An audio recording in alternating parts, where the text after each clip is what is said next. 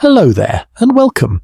Settle in, find a comfortable position, and allow the weight of the day to gently release from your shoulders, from your mind, from every part of you that has been holding tension. Tonight, I want to take you somewhere vast and silent, far from the familiar sounds of our world. We're going on a journey not of speed, but of immense patience, a journey into the quiet, contemplative dark between the stars. There's no need to pack, no need to prepare. You only need to bring your curiosity and perhaps a willingness to wonder. Let your breath be your anchor, a slow, steady rhythm as we prepare to drift away from the shoreline of the known into waters that are deep, mysterious, and profoundly peaceful. In this space we are creating together, there is only gentle curiosity, no urgency, no demands, just a soft invitation to explore. Here, we can ask quiet questions and let the answers float like dust motes in a sunbeam, without any need to grasp them, without any pressure to understand everything all at once.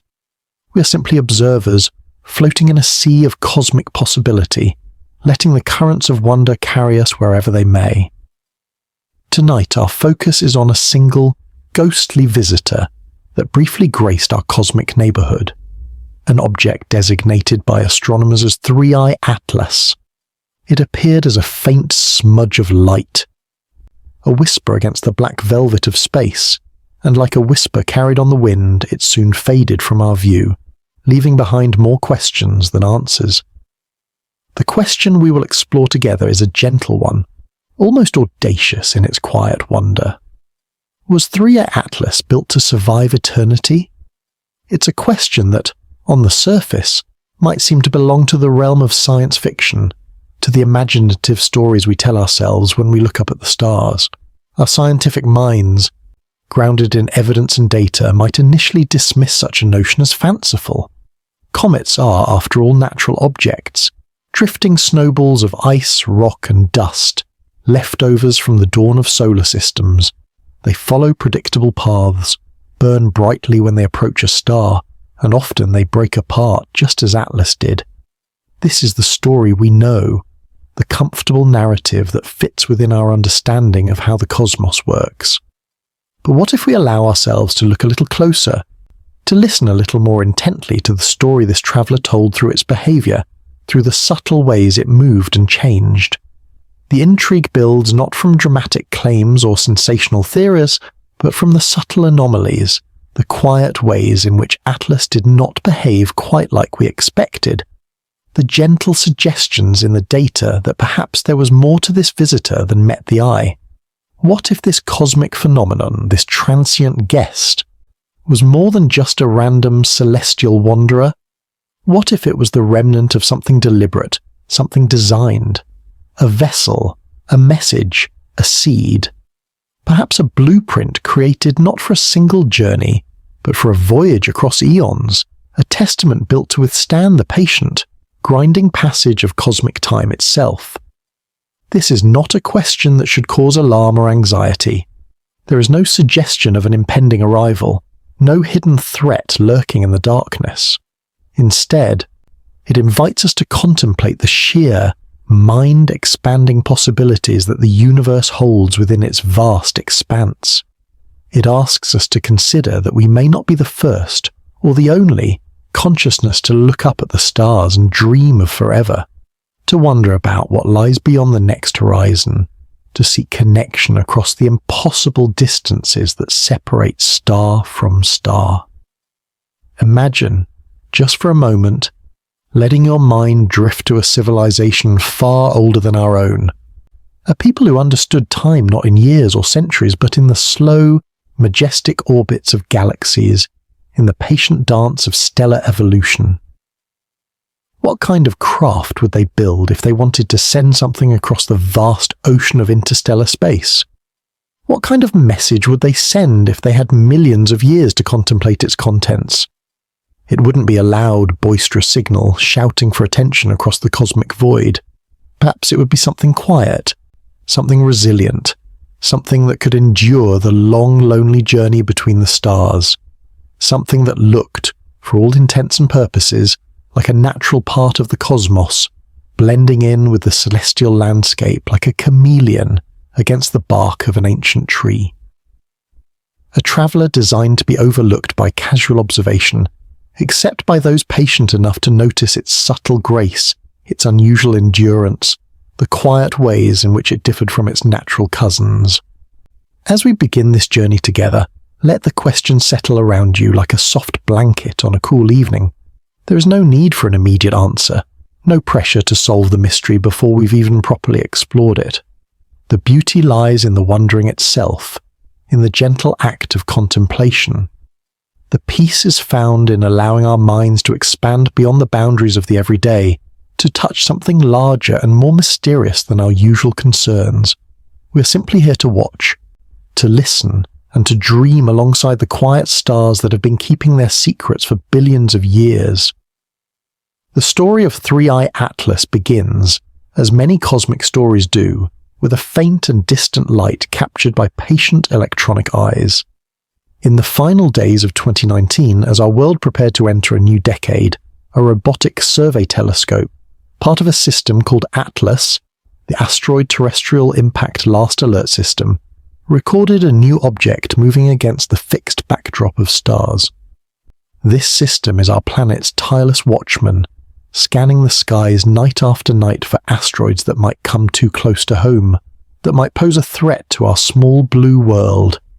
It is a sentinel of urgency, designed for detection and warning, a guardian that never sleeps, never blinks, never stops its vigilant watch. Yet, in this instance, it found something not of immediate concern, but of deep and unfolding mystery, something that would captivate astronomers and dreamers alike. The object was initially classified as a comet given the designation C2019Y4.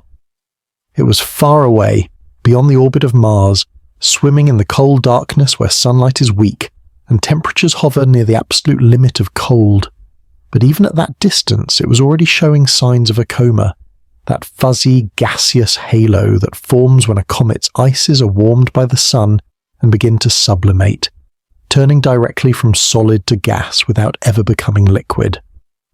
This is the classic signature of a comet, a celestial pilgrim beginning to awaken from its long slumber as it nears the inner solar system.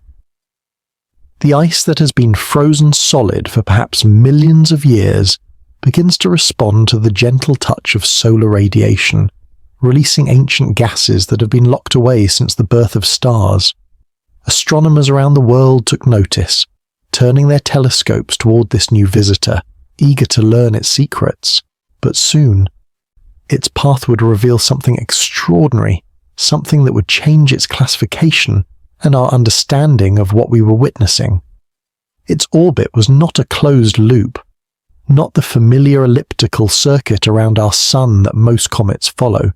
Instead, it traced a hyperbolic trajectory, an open-ended path that meant this was not a permanent resident of our solar system.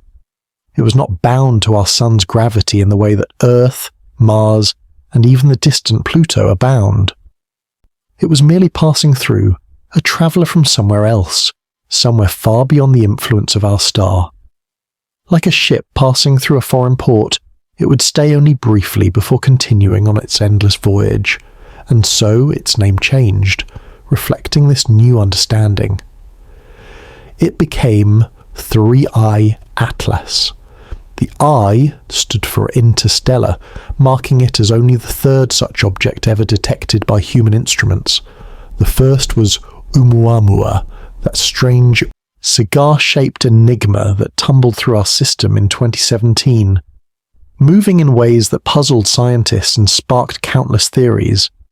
The second was Two-Eye Borisov, which looked and behaved much more like a conventional comet, offering us a glimpse of what comets from other star systems might be like. And now there was Atlas, each one a messenger from the void, a physical artifact from another star system, delivered to our doorstep by the patient currents of galactic gravity. As we continue to explore these quiet cosmic mysteries together, drifting deeper into the story of this ghostly traveller, we hope you feel not just curiosity, but a sense of connection to the stars above, to the ancient processes that shape our universe, and to this community of curious minds who gather here to wonder about such things. If this journey resonates with something deep within you, if you find yourself drawn to these contemplative explorations of the cosmos, consider subscribing to our channel. It's a simple gesture, just a gentle click, but it allows us to continue creating these peaceful voyages for you to enjoy whenever you need to escape the noise and hurry of everyday life. There is no pressure, no urgency, just a quiet invitation to join us for future journeys into the heart of cosmic wonder. Your support helps us keep the lights on in our small observatory of thought, allowing us to share these stories with all who seek a peaceful escape into the vast, mysterious universe that surrounds us all. Now, let us return our attention to our traveller, this wanderer from beyond. As Atlas drew closer to the sun, moving along its hyperbolic path with mathematical precision, its story grew stranger and more captivating. It began to brighten dramatically, far more rapidly than the models predicted, far more than a typical comet should.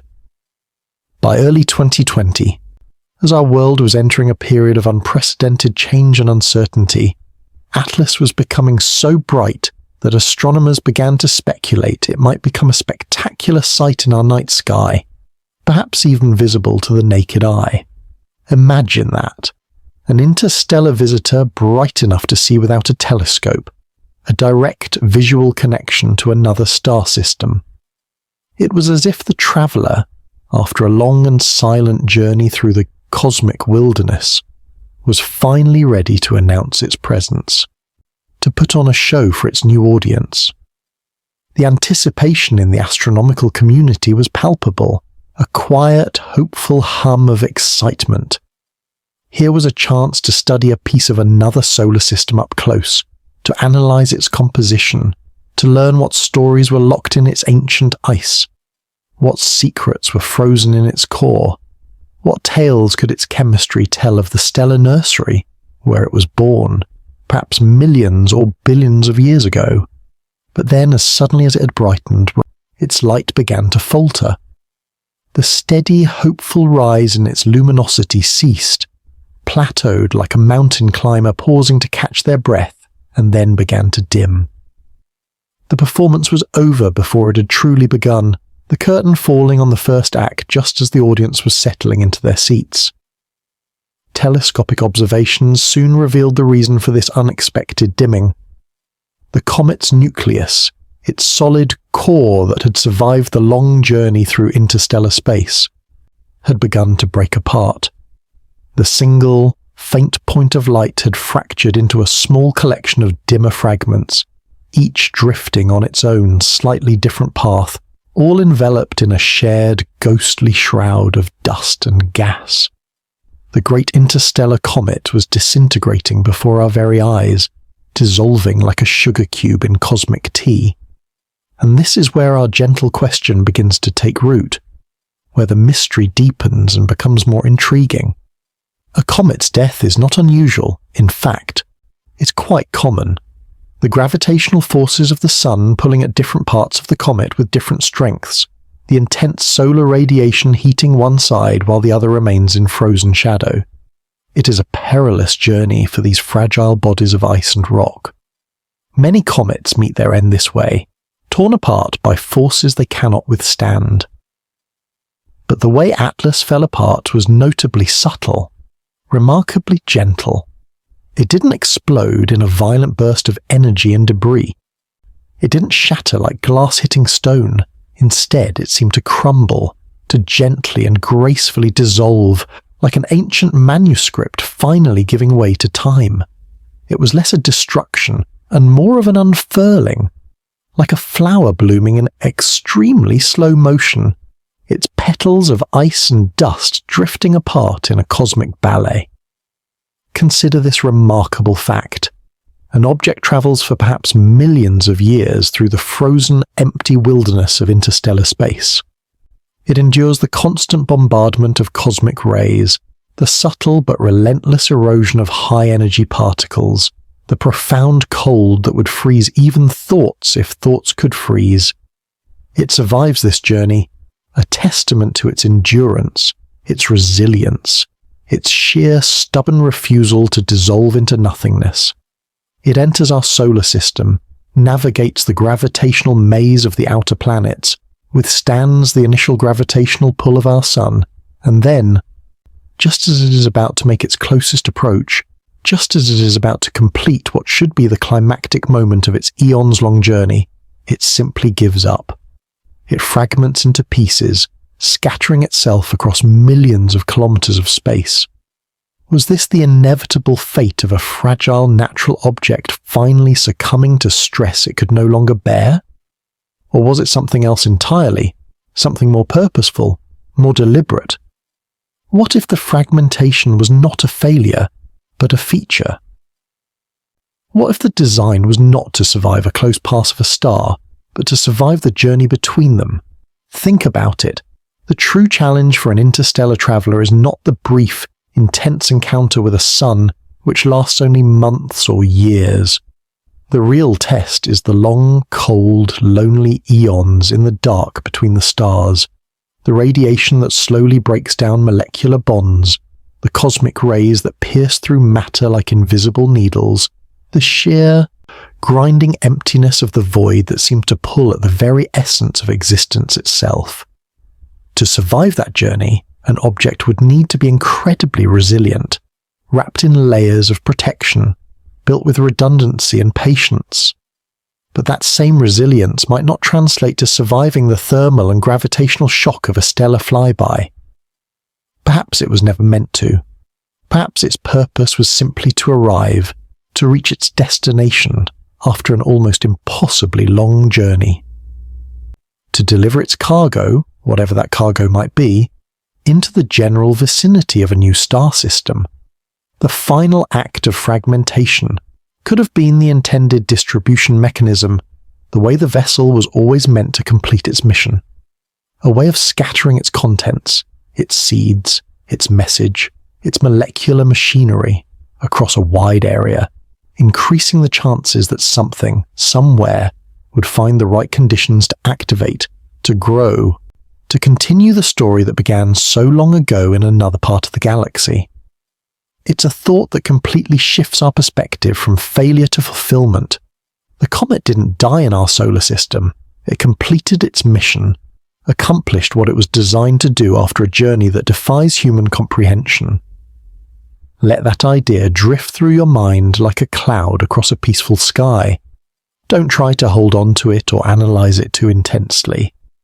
Don't demand that it make perfect sense or fit within the frameworks we're comfortable with. Just let it be a possibility, a soft-edged thought in the quiet of your mind, a gentle what if that opens doors rather than closing them. Picture this traveler completing its purpose not with a grand finale, not with trumpets and fireworks, but with a silent, graceful dissolution, like a dancer taking a final bow. Its fragments, now on slightly different paths, continue their journey through our solar system, a ghostly flotilla where once there was a single ship. Each piece is a smaller echo of the original, carrying the same ancient ice, the same interstellar dust, the same cosmic memories locked in its molecular structure. The story wasn't over when Atlas broke apart. It had just transformed into smaller chapters, each fragment whispering its own part of the tale to any who have the patience and sensitivity to listen. We are watching from an immense distance, both physical and temporal, interpreting faint light and subtle shifts in trajectory. We are like archaeologists trying to understand a lost civilization from a few scattered pottery shards, like historians attempting to reconstruct an entire culture from a handful of weathered inscriptions. The data we have is incomplete, fragmentary, a story told in broken sentences and half-heard whispers. And in those gaps, in that silence between the facts, our sense of wonder can grow like flowers in the cracks of pavement. We don't have all the answers. We barely have any answers at all. And tonight, that is not a frustration but a beautiful thing. It allows us to be poets of the cosmos, to imagine the stories that the data alone cannot tell, to fill the silence with possibilities that science has not yet confirmed or denied. So, as you lie here, breathing slowly and steadily, feeling the gentle rise and fall of your chest matching some cosmic rhythm, imagine that vast dark space through which Atlas travelled. Feel the profound cold of interstellar space, a cold so complete that even atoms slow their dance to nearly nothing. Feel the patient waiting, the eons of silence, the slow drift through a darkness so absolute that our darkest nights would seem blazing bright by comparison. And then feel the first gentle touch of our sun's warmth as Atlas approached, the gradual awakening of its ancient ices after their impossibly long slumber. Picture its ghostly halo, the coma, growing and glowing with increasing brilliance, like a cosmic flower slowly opening to greet a sun it has never seen before. And then see its fragmentation not as a violent explosion, not as a catastrophic failure, but as that same flower releasing its seeds to the wind, its petals of ice and dust drifting apart in a final act of cosmic poetry, releasing their long-held secrets into the solar wind to be carried wherever the currents might take them. The question, was it built, hangs in the air around us, not as a challenge to be conquered, but as a lullaby to soothe the analytical mind. A cosmic what-if that invites us to see the universe not as a machine to be understood, but as a mystery to be experienced. What if the universe is not just a collection of random events, particles and forces interacting according to blind physical laws? What if it's a place of intention, of ancient designs and quiet purposes that we are only beginning to glimpse? What if we are adrift in a cosmos that is not empty and meaningless, but filled with the ghosts of forgotten journeys, with messages we are only just beginning to learn how to read, with stories written in languages we don't yet recognize as languages at all? There is no need to decide tonight. There is no test tomorrow where you'll need to know the answer. There is only the piece of the question itself, a gateway to a universe far more mysterious and wonderful than we can possibly imagine with our small earthbound perspectives. Let your mind drift with the fragments of Atlas, onward into the quiet starlit dark, carried by currents we cannot see, toward destinations we cannot imagine. Let us now gently pull our focus back from the single, ghostly traveller to the immense ocean through which it journeyed. To truly appreciate the story of Three-Eye Atlas, to understand the scale of what we're contemplating, we must first get a sense of the stage upon which it played its part. This stage is not made of wood and curtains, it is made of time itself. Not the time of clocks and calendars, of hurried appointments and fleeting moments that seem to slip through our fingers like sand, but deep time, cosmic time, a timescale so vast, so profound, that our human minds can only grasp it through metaphor and imagination, through comparisons that stretch our ability to comprehend. Imagine you're standing on the shore of a great dark ocean that extends beyond every horizon. This is the ocean of time, and you stand at its edge, your feet barely touched by its waters. The waves that lap gently at your feet, cool and rhythmic, are the seconds and minutes of your own life, each one unique, each one precious, each one passing into memory as the next arrives. The tide, rising and falling with a slow, steady rhythm that you can feel more than see, represents the passing of seasons, of years, of a human lifetime. It feels significant, this rhythm. It feels like everything that matters, everything that has ever mattered to you and everyone you've known. But now, turn your gaze from the water's edge and look down at the sand beneath your feet, the countless grains that make up this infinite beach. Each grain of sand on this beach, each tiny, almost weightless speck, represents 1,000 years of history. Pick one up between your fingers, hold it up to the fading light, roll it gently in your palm and feel its insignificant weight. This tiny, almost invisible speck contains the entire recorded history of human civilization. The rise and fall of empires that once seemed eternal, the building of pyramids that took generations to complete, the construction of great cathedrals that reached toward heaven, the birth of science, art, and philosophy, all contained within that single humble grain that could be lost in a gentle breeze. All of our wars and our peace treaties, our love stories and our tragedies, our greatest achievements and our most profound failures, are etched onto its minuscule surface in writing too small for any eye to read. It feels impossibly small when held against the vast beach that surrounds you, yet it is all we have ever known, all that has ever been recorded in human memory. Now, let your gaze wander across this beach, taking in its impossible scope. The beach stretches out before you, curving away into the misty darkness, farther than your eyes can see, farther than you could walk in a lifetime of walking.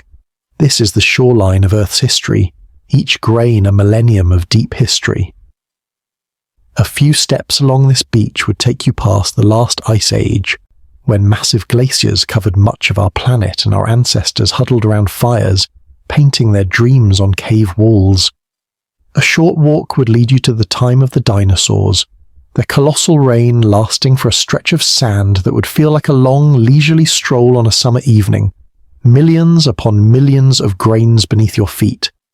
And further still, back into the deep primordial past, the beach becomes a desert of unimaginable size, representing the billions of years when life was just a simple, single-celled whisper in the ancient oceans, when the only stories being told were written in chemical reactions and molecular dances too small to see.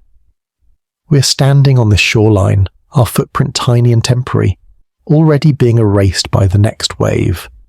We are a single sentence in a book that has been writing itself for billions of years, and the journey of Three-Eye Atlas. Its journey took place not just on this beach, but across the entire ocean. It travelled from a different shore, a different beach, perhaps orbiting a different star on the other side of this cosmic sea. Its voyage was not measured in the grains of sand at our feet, but in the vast waters that stretch between continents of time, between islands of consciousness separated by impossible distances. If you compress the entire 13.8 billion year history of the universe into a single calendar year, with the Big Bang happening at the first second of January 1st, that moment when time itself began, when space unfurled from a point smaller than an atom, our own galaxy, the Milky Way, would not form until sometime in May, after months of cosmic evolution, of the first stars igniting and dying, seeding space with the heavy elements necessary for complexity. Our solar system, our sun, and our Earth would not appear until early September, when the universe was already old, already full of history and stories we will never know. The first simple life on Earth, those tiny, tenacious microbes that would eventually give rise to all the diversity we see today, would emerge by the end of that same month. Complex life would not arise until well into December. The dinosaurs, those magnificent creatures that seem so ancient to us, would roam for just a few days in late December, their entire epic saga compressed into less than a week of cosmic time, and all of human history, every king and queen, every prophet and scientist, every artist and philosopher, every single human experience from the first conscious thought to this very moment, would flash by in the final few seconds before midnight on December 31st, barely a heartbeat in the life of the universe. The journey of an interstellar object like Atlas could have begun at any point in this vast cosmic year. It might have been cast off from its home star in what would be our cosmic October, when the universe was already ancient but our sun had not yet formed. It might have been travelling through the void while our solar system was still a swirling disk of gas and dust, while Earth was still assembling itself from countless collisions of smaller bodies. It could have been travelling through the void for a time equivalent to the entire existence of our planet, carrying within its frozen heart secrets from an era we cannot even imagine. When we think in these terms, when we allow our minds to truly grasp the scale of deep time, the concept of built takes on an entirely new meaning. We build things to last for years, for decades, for centuries if we're ambitious and skilled. a cathedral that stands for 1,000 years, a pyramid that endures for 5,000. These are our attempts at eternity, our defiant gestures against the erosion of time. But what would a civilization build if their timescale was not the fleeting moments of our cosmic December 31st, but the long, slow months of the cosmic year? What would they create if they thought not in human generations, but in the lifespans of stars? They would not build for speed, for in the vast emptiness of interstellar space, speed is a frantic, inefficient struggle against infinity itself. Even at the speed of light, the fastest speed possible in our universe, it would take years to reach the nearest star. They would build for endurance, for patience, for the ability to survive not just years or centuries, but millions of years of cosmic solitude. They would create something that could withstand the relentless slow drip erosion of cosmic rays over eons, the patient sandblasting of interstellar dust, the profound cold that would test any material to its absolute limits, something that could hibernate, powered down into a state of near-total stasis, carrying only the faintest ember of purpose, waiting for the gentle gravitational tug of a distant star to awaken it from its impossibly long slumber. The universe, on this scale, is not a place of frantic activity and constant change. It is a place of immense, unhurried processes that unfold with a patience that defies human comprehension. Stars are born in slow-motion collapses of gas and dust that take millions of years to complete. Each one a gradual gathering of material from the cosmic medium, a patient accumulation of mass until the pressure and temperature at the core finally ignite the nuclear furnace. Galaxies perform a majestic, silent ballet, pirouetting around each other over billions of years, their spiral arms sweeping through space in gestures that take longer than the entire history of Earth to complete. The expansion of the universe itself is a quiet, inexorable stretching of the fabric of space-time, so slow that we can only detect it by looking at the most distant objects and measuring how their light has been stretched during its journey to us.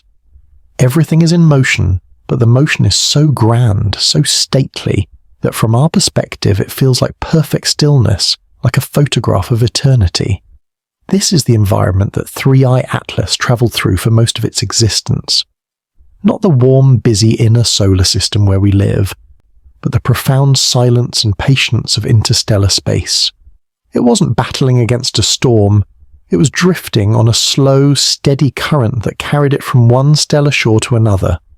The challenges it faced were not of impact and collision, not of dramatic forces tearing at its structure, but of solitude and decay, of the slow, patient forces that work on all things given enough time. The sheer, unending loneliness of the journey is a force in itself, a kind of cosmic weathering that would test any structure, any material, any purpose, any complex machinery, any delicate electronics, any system dependent on precise tolerances, would have failed in the first few thousand years. Any structure not designed for this specific challenge would have been worn down by the constant gentle rain of high-energy particles, dissolved by the patient chemistry of cosmic rays interacting with matter. So, if one were to design an interstellar messenger, understanding these challenges, working with the universe rather than against it, what form would it take? Perhaps it would look very much like a comet, that most ancient and simple of cosmic structures. A core of simple, stable materials, water ice, carbon dioxide, methane, ammonia, all frozen solid at temperatures approaching absolute zero. These are some of the most abundant and stable molecules in the universe, the basic building blocks that form naturally in the cold depths of space. They are excellent shields against radiation, each molecule absorbing and dispersing the energy of cosmic rays. A thick mantle of this primordial ice could protect a central core for eons, the outer layers slowly ablating, sacrificing themselves molecule by molecule to the harsh environment of space, while the heart of the object remained preserved, frozen and intact, carrying its cargo of information or biology or purpose through the eons. It would be a design of elegant simplicity, a solution that uses the universe's own materials and processes as its technology, a natural camouflage that would make the artificial indistinguishable from the natural. It would look and feel like a natural object because it would be built from the same fundamental ingredients that nature itself uses. It would be the ultimate expression of working with the universe, not against it, of understanding that the best way to survive cosmic time is not to fight it, but to flow with it. Like a cosmic hermit crab, building its shell from the detritus of the galaxy, using what is already there rather than trying to impose something foreign onto the natural order. Consider the possibility that the universe itself favors this kind of travel, that there is something fundamental about the physics of our cosmos that makes this slow, patient journey the most practical way to traverse the distances between stars. The process of planet formation is messy and chaotic. Young star systems are violent places with massive collisions, gravitational perturbations, and powerful stellar winds that can fling material in all directions. Our own solar system likely ejected trillions of comets into interstellar space during its youth, each one a small ambassador carrying information about our sun's composition, our system's history, our particular corner of the galaxy. The galaxy is filled with these wandering orphans, these cosmic messages in bottles, drifting on currents we can barely detect. It is a slow, inefficient but constant method of interstellar exchange, a natural mail system that has been operating since the first stars formed. Nature itself is engaged in a form of panspermia, seeding the galaxy with the building blocks of planets and, perhaps, of life, spreading the potential for complexity and consciousness throughout the cosmos. What if a civilization, wise in the ways of deep time, understanding these natural processes with a sophistication we can barely imagine, chose to co-opt this natural system for their own purposes? Why build a massive, energy-intensive starship that would require resources beyond imagination when the universe already provides a fleet of natural resilient vessels? All one would need to do is select a suitable candidate, a young, sturdy comet with the right composition and trajectory, and embed within it a message, a seed, a probe, deep within its icy heart where it would be protected from radiation and impact. Then, with a gentle gravitational nudge, perhaps using the gravity of planets or moons as a slingshot, send it on its way toward a promising star, a star that showed signs of planets, of stability, of potential, and then you would wait. You would wait with the patience of a galaxy, knowing that in 1,000,000 years, or 10 million years, or 100 million years, your quiet messenger might drift into a new harbor, might pass through a system where curious minds would notice its passage and wonder about its origins. This is not a story of advanced technology in the way we usually imagine it. Gleaming metal and composite materials, flashing lights and powerful engines, complex computers and sophisticated software. This is a story of a deeper, more profound technology, the technology of patience itself. The technology of understanding natural processes so completely that you can use them for deliberate purposes without seeming to use them at all. It is the difference between building a speedboat across an ocean, fighting against waves and wind, burning fuel in a desperate race against time, and learning to read the currents and winds so well that you can cross on a simple raft, using the ocean's own power to carry you to your destination. One is a struggle against the elements, a battle that exhausts resources and often fails. The other is a dance with them, a harmony that requires wisdom and patience but ultimately succeeds through cooperation rather than conquest. As you rest here, feeling the slow rhythm of your own breathing, feel yourself connected to the slow, deep rhythm of cosmic time.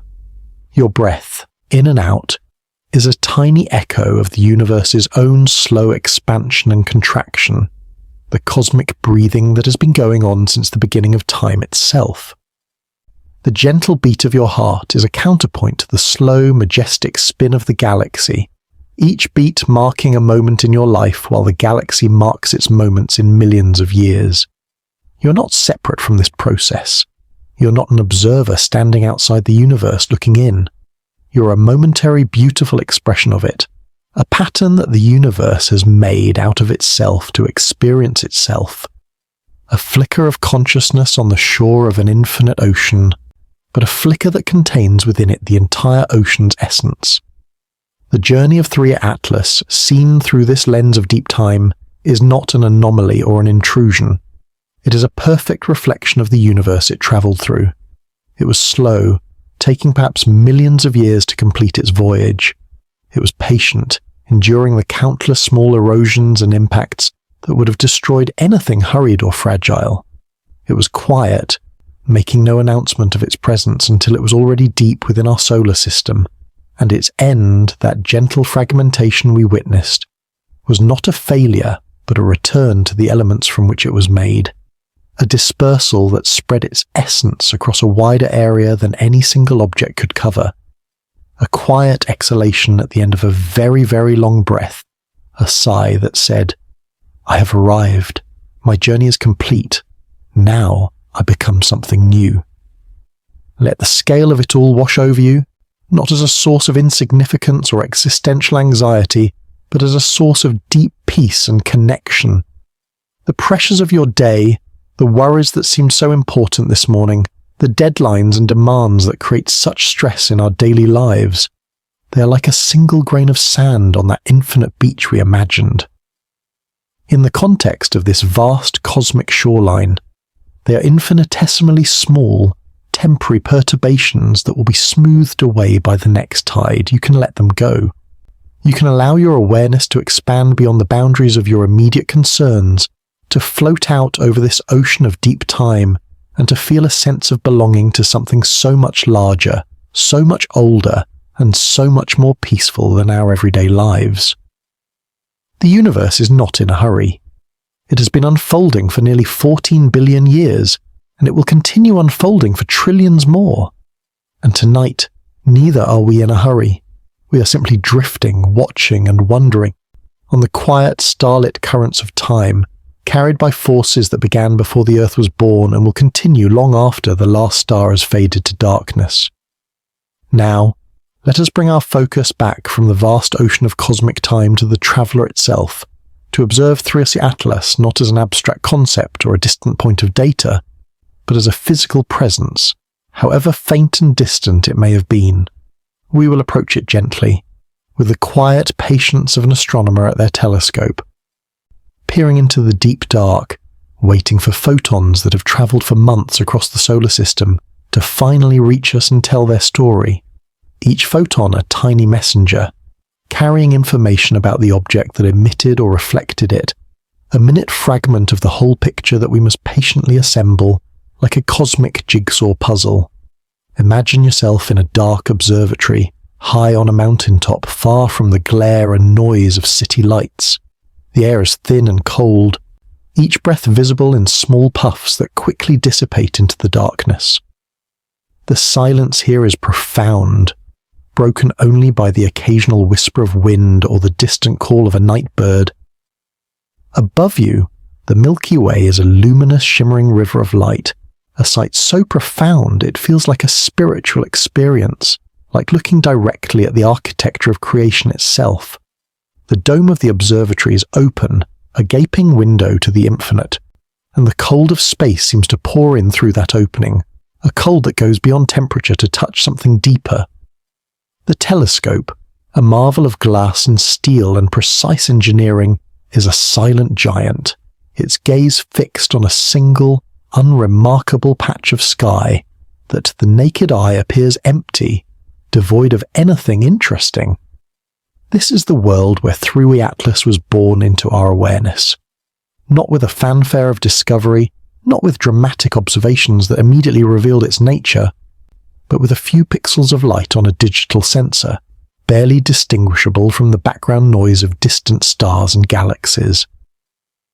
A computerized eye, the Atlas Survey system, scanned the sky methodically, night after night, taking pictures of the same regions over and over, comparing them to previous pictures with software that never tired, never got distracted, looking for anything that had moved against the fixed stellar background, It is a celestial game of spot the difference, played on a cosmic scale with stakes we don't fully understand, and on a night in late December 2019, as most of the world prepared for New Year celebrations, the software flagged a new point of light.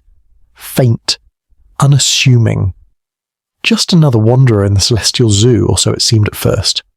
At first, it was just a name in a catalogue, C2019Y4. A dry, technical label that revealed nothing of the object's nature or significance.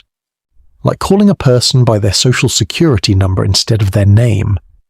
But as astronomers around the world turned their own telescopes toward it, drawn by the curiosity that drives all scientific discovery, a portrait began to emerge from the darkness. The smudge had structure, a bright central condensation they called the pseudonucleus, where most of the solid material was concentrated, and a faint gossamer cloud surrounding it, already beginning to stretch away in the direction opposite the sun. It was a comet, that much was clear, and a rather indistinct one at that, not immediately remarkable among the dozens of comets discovered each year. Initial observations suggested it was what astronomers call a long-period comet, meaning its orbit was a vast, stretched-out ellipse that would take thousands or perhaps millions of years to complete. One of those patient travellers from the outer darkness that occasionally grace our skies with their presence. But as they plotted its course with more precision, gathering more data points, refining their calculations, the story changed dramatically. Its path was not an ellipse at all. It was a hyperbola, that specific mathematical curve that means only one thing in celestial mechanics: escape. This small geometric detail, invisible to the casual observer but unmistakable to those who understand the language of orbits, had profound implications for what this object was and where it came from. An object in an elliptical orbit is a member of our solar system bound by the sun's gravity like a dog on a very long leash, destined to return again and again no matter how far it wanders. But an object on a hyperbolic path is a visitor, a transient, a stranger passing through. It is moving too fast to be captured by the sun's gravity, carrying with it a velocity that speaks of origins elsewhere. It would swing by once, and only once, before continuing its journey back into the void from which it came. It was an interstellar object, a piece of another star system that had somehow found its way to ours, and so its identity shifted. Like an immigrant receiving new papers, it became 3I Atlas. The I for interstellar, a designation that placed it in the rarest category of objects we have ever observed. It was no longer just another comet from the Oort cloud, that vast spherical shell of icy bodies that surrounds our solar system like a cosmic snow globe. It was an alien in the truest sense of the word, a stranger from another land, another star, carrying with it information about places we have never seen and may never visit. The fact that it was only the third such object ever detected made it precious, a rare opportunity to study material from beyond our solar system without having to send a probe on a journey that would take tens of thousands of years. Let's picture it now, as it moved through the outer reaches of our solar system, somewhere in the cold darkness beyond the orbit of Jupiter. In our mind's eye, we can see it as it truly was, a dark, irregular chunk of ice and rock, perhaps a few kilometers across, about the size of a small mountain. For millions of years, possibly billions, it has been in a deep freeze at a temperature just a few degrees above absolute zero, that theoretical limit where all molecular motion ceases. Its journey through the interstellar medium has been one of profound silence and cold, a kind of cosmic sensory deprivation that would drive any conscious being to madness. But Atlas was not conscious, at least not in any way we understand consciousness. It was patient in the way that only inanimate objects can be patient, enduring without suffering, waiting without anticipation. But now things are changing in ways that would be imperceptible to us but are dramatic on the molecular level. The sun, though still distant, still just a particularly bright star among many, is now a palpable presence. Its light, even out here in what we consider the cold outer solar system, is 1,000,000 times brighter than the average starlight of the galaxy. And with that light comes warmth, not warmth as we would feel it. Not the warmth of a summer day or a cozy fire, but warmth in the cosmic sense. A gentle, almost imperceptible heating of the comet's surface from near absolute zero to merely incredibly cold. A few degrees of difference, but enough to stir the ancient sleeping chemistry within. The frozen gases that have been locked in solid form for eons begin to respond to this warmth. Frozen carbon monoxide and nitrogen, the most volatile of the ices, begin to sublimate at temperatures that would still freeze our breath solid. They transform directly from solid to gas, skipping the liquid phase entirely because the pressure is too low for liquids to exist. This sublimation is not uniform or gentle. It happens in tiny violent eruptions as pockets of gas build up pressure beneath the surface and then burst through, creating jets that spray gas and dust into space like geysers on a frozen world. These jets carry with them dust and smaller ice grains that were trapped within the nucleus, embedded there when the comet first formed in some distant stellar nursery. This is the birth of the coma, that fuzzy glowing halo that gives the comet its classic appearance and its name. Comet comes from the Greek word for hairy star.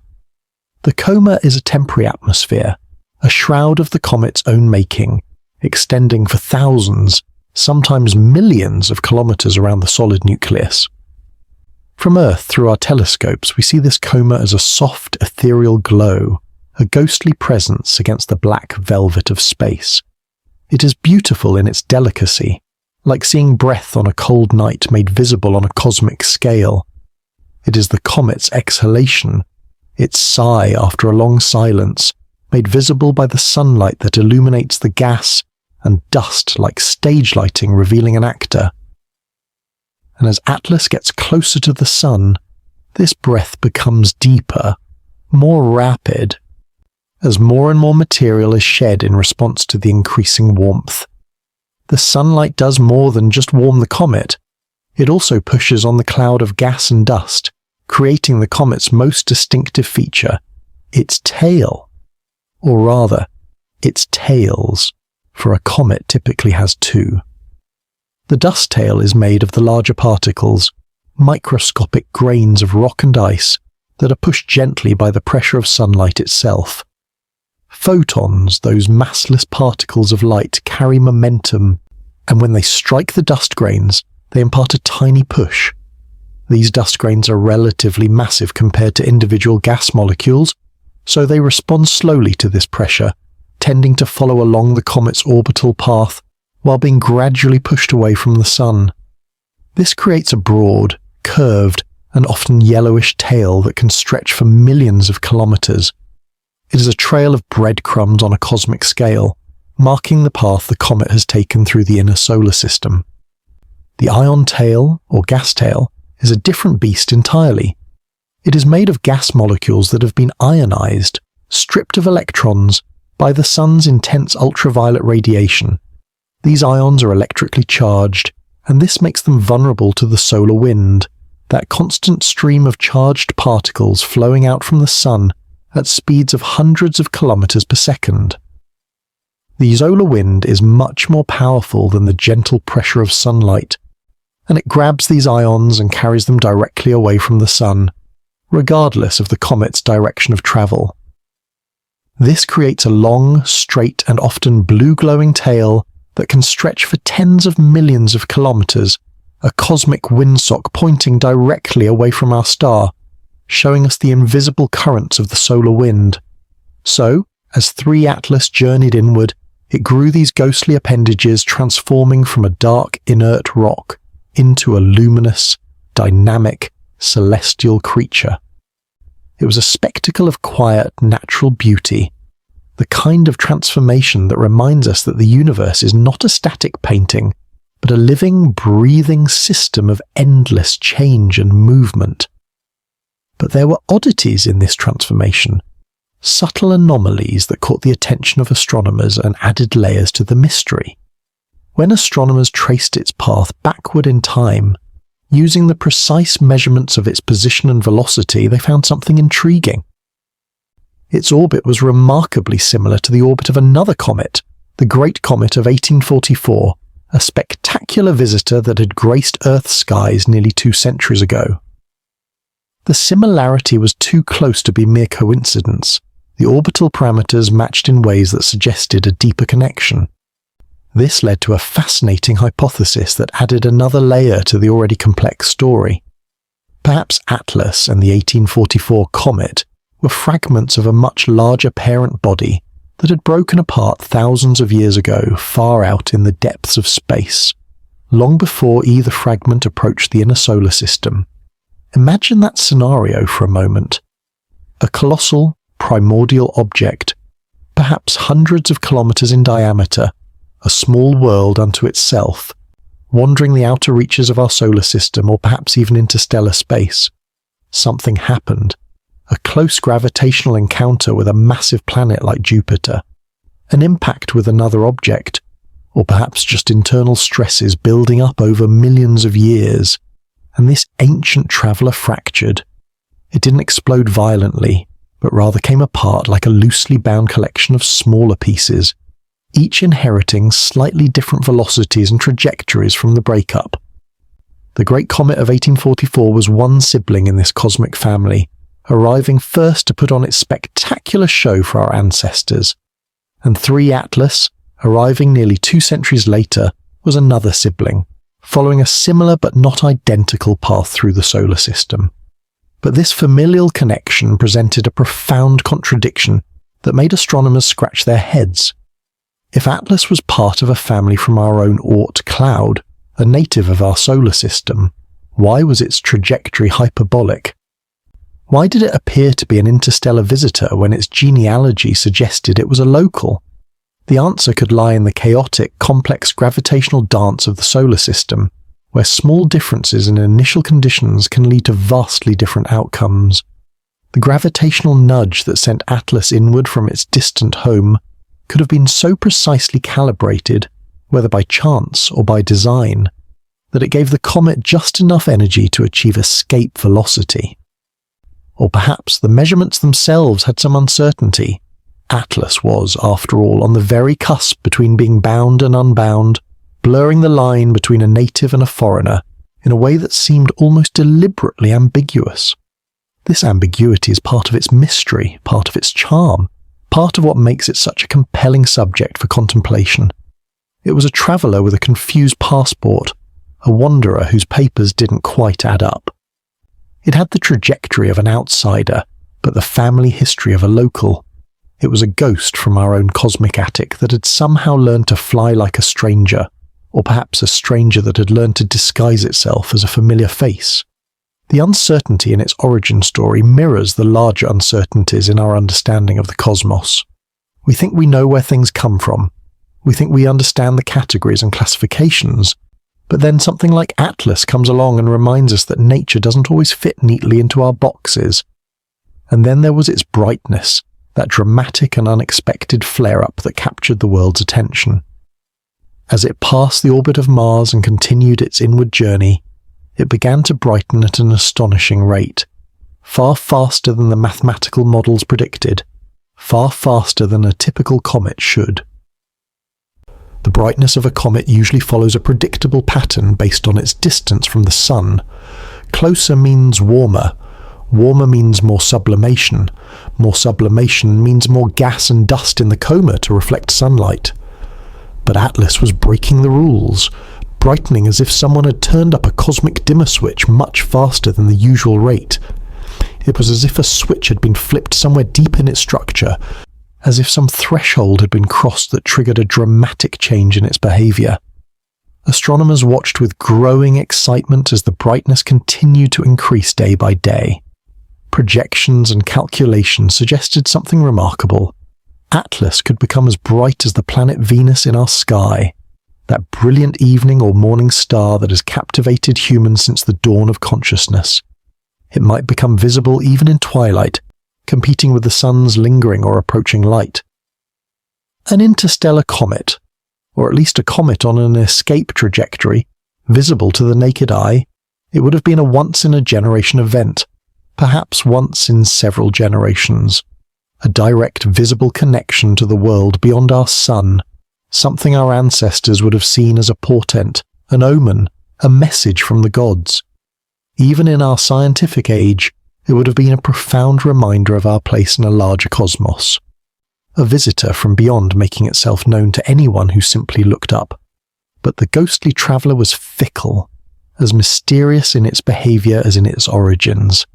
The dramatic brightening was not a steady climb toward glory, but a flare-up before the end, like a candle flaring bright just before it gutters out. Just as it reached its peak brightness, just as astronomers and sky watchers around the world were preparing for the show of a lifetime, it began to fade. The increase stopped, plateaued like a mountain climber pausing to catch their breath at altitude, and then reversed.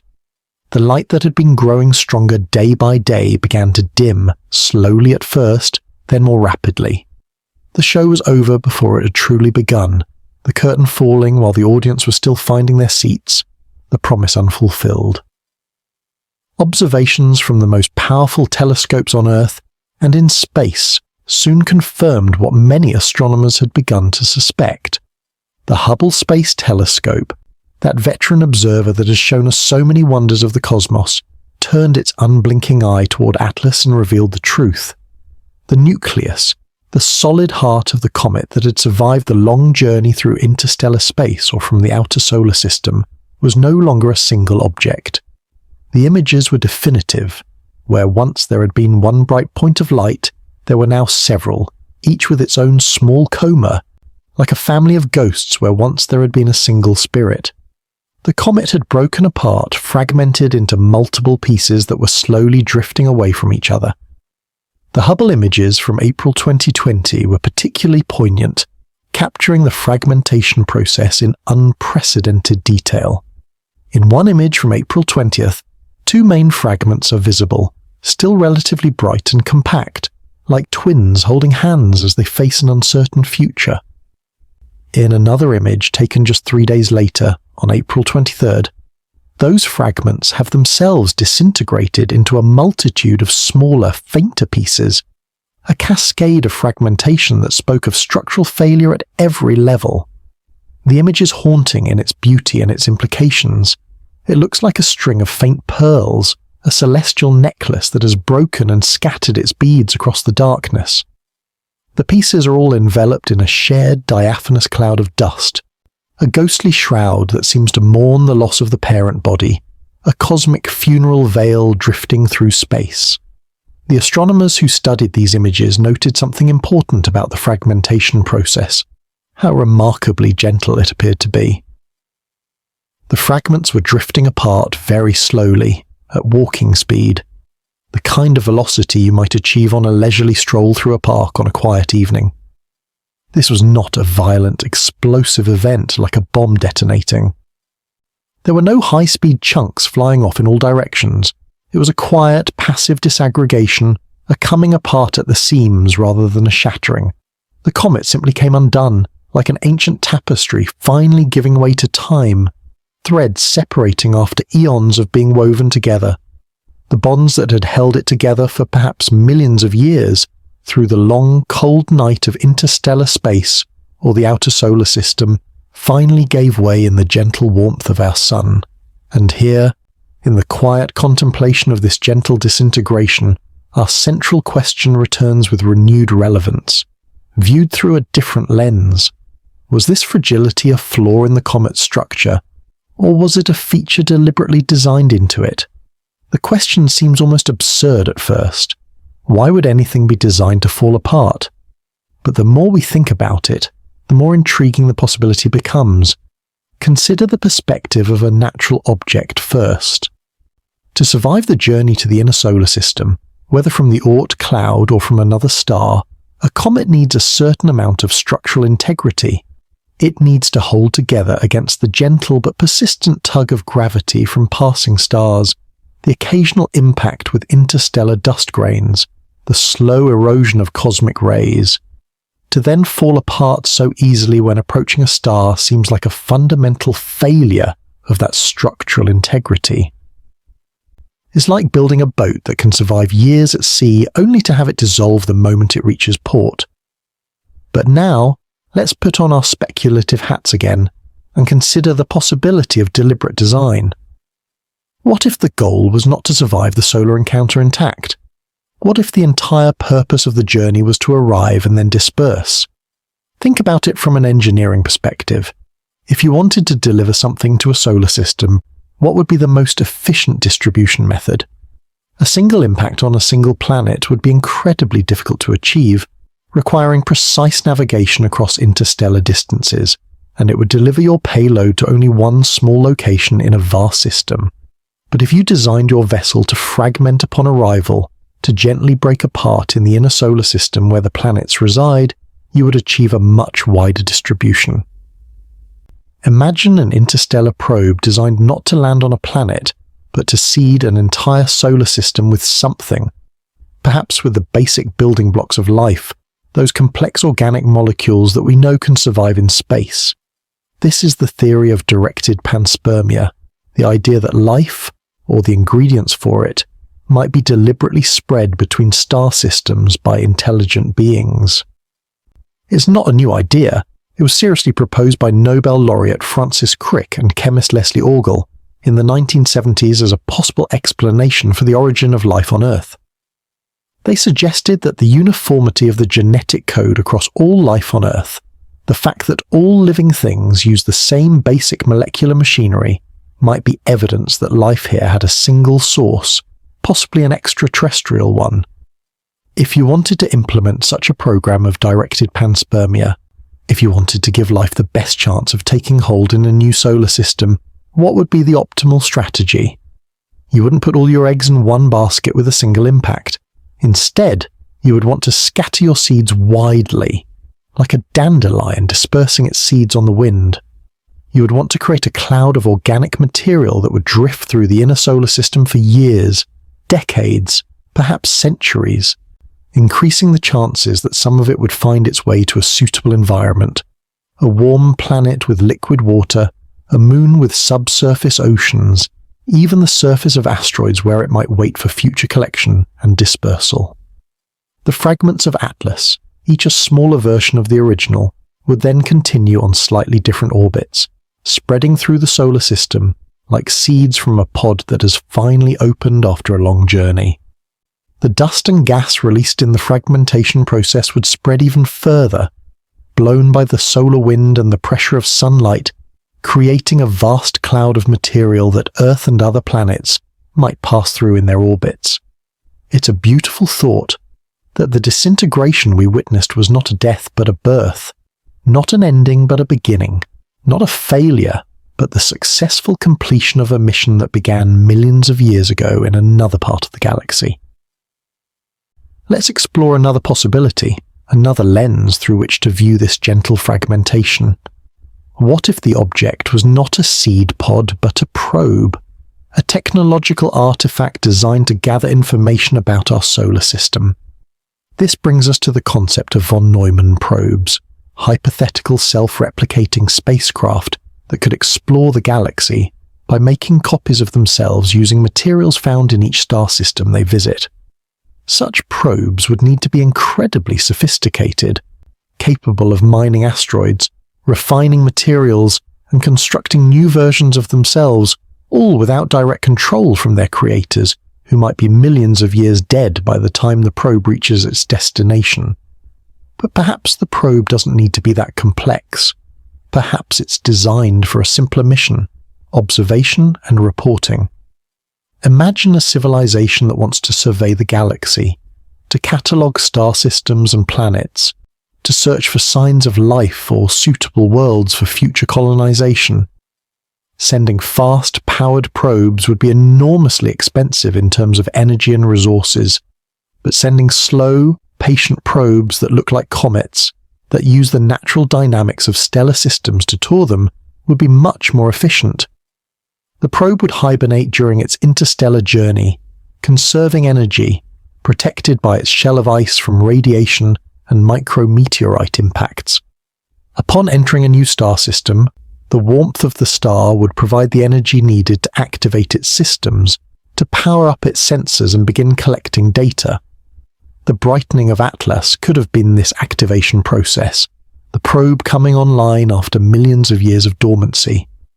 The rapid increase in brightness might not have been just sublimating ice, but also the probe extending sensors, deploying equipment, perhaps even beginning some kind of transmission, and the fragmentation. Perhaps that was not a structural failure, but a deliberate deployment of smaller sub-probes, each tasked with a specific mission. One fragment might be designed to study the solar wind, another to analyze the interplanetary magnetic field, a third to observe the planets from different angles. The gentle separation of the fragments, their slow drift apart, would be exactly what you'd expect from a controlled deployment, rather than a catastrophic failure. In this scenario, what we interpreted as death was actually birth. What looked like destruction was actually construction. The mothership, its long journey complete, releases its children to begin their work, each fragment a specialized instrument designed for a specific purpose. The fading light is not a death rattle, but the quiet hum of a new phase of the mission beginning, a transition from travel mode to exploration mode. The comet didn't die in our solar system, it transformed, evolved, adapted to its new environment in exactly the way it was designed to do eons ago. These are just stories, of course, gentle what-ifs to ponder as you drift deeper into relaxation. They are not scientific theories with evidence to support them, but philosophical possibilities that arise from the quiet spaces in the data, from the things we don't know and may never know for certain. We don't know why Atlas brightened so suddenly and dramatically. We don't know exactly why it disintegrated so gently, so gracefully. We don't know for sure if it was from our solar system or another, and if it was from another, we don't know which one or how long its journey took. And in that not knowing, there is a freedom to wonder, to imagine, to dream about possibilities that science has not yet confirmed or denied. Picture the scene again in your mind's eye, but now with these new possibilities colouring your perception. The string of ghostly fragments, drifting silently through the dark, each one a tiny, self-contained world with its own story to tell. They are not debris from a catastrophe, but participants in a cosmic dance, each moving to its own rhythm while maintaining a connection to the others. They are a family now, a flotilla, where once there was only a solitary traveller. They are moving away from us, back toward the outer solar system, but their journey is far from over.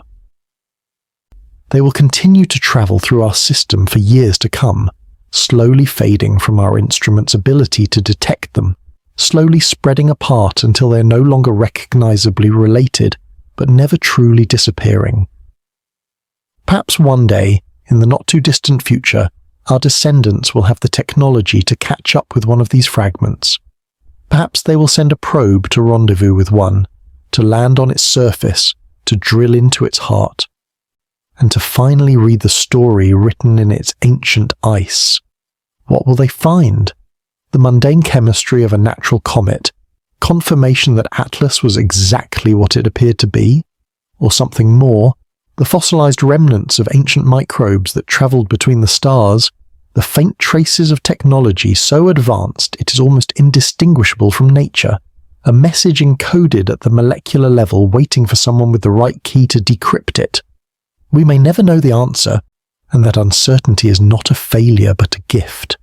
Tonight the mystery is more comforting than any answer could be. The fading whisper of Atlas is more soothing than a clear voice shouting revelations. It allows our minds to be soft, to be open, to be at peace with the vast and beautiful uncertainty of it all.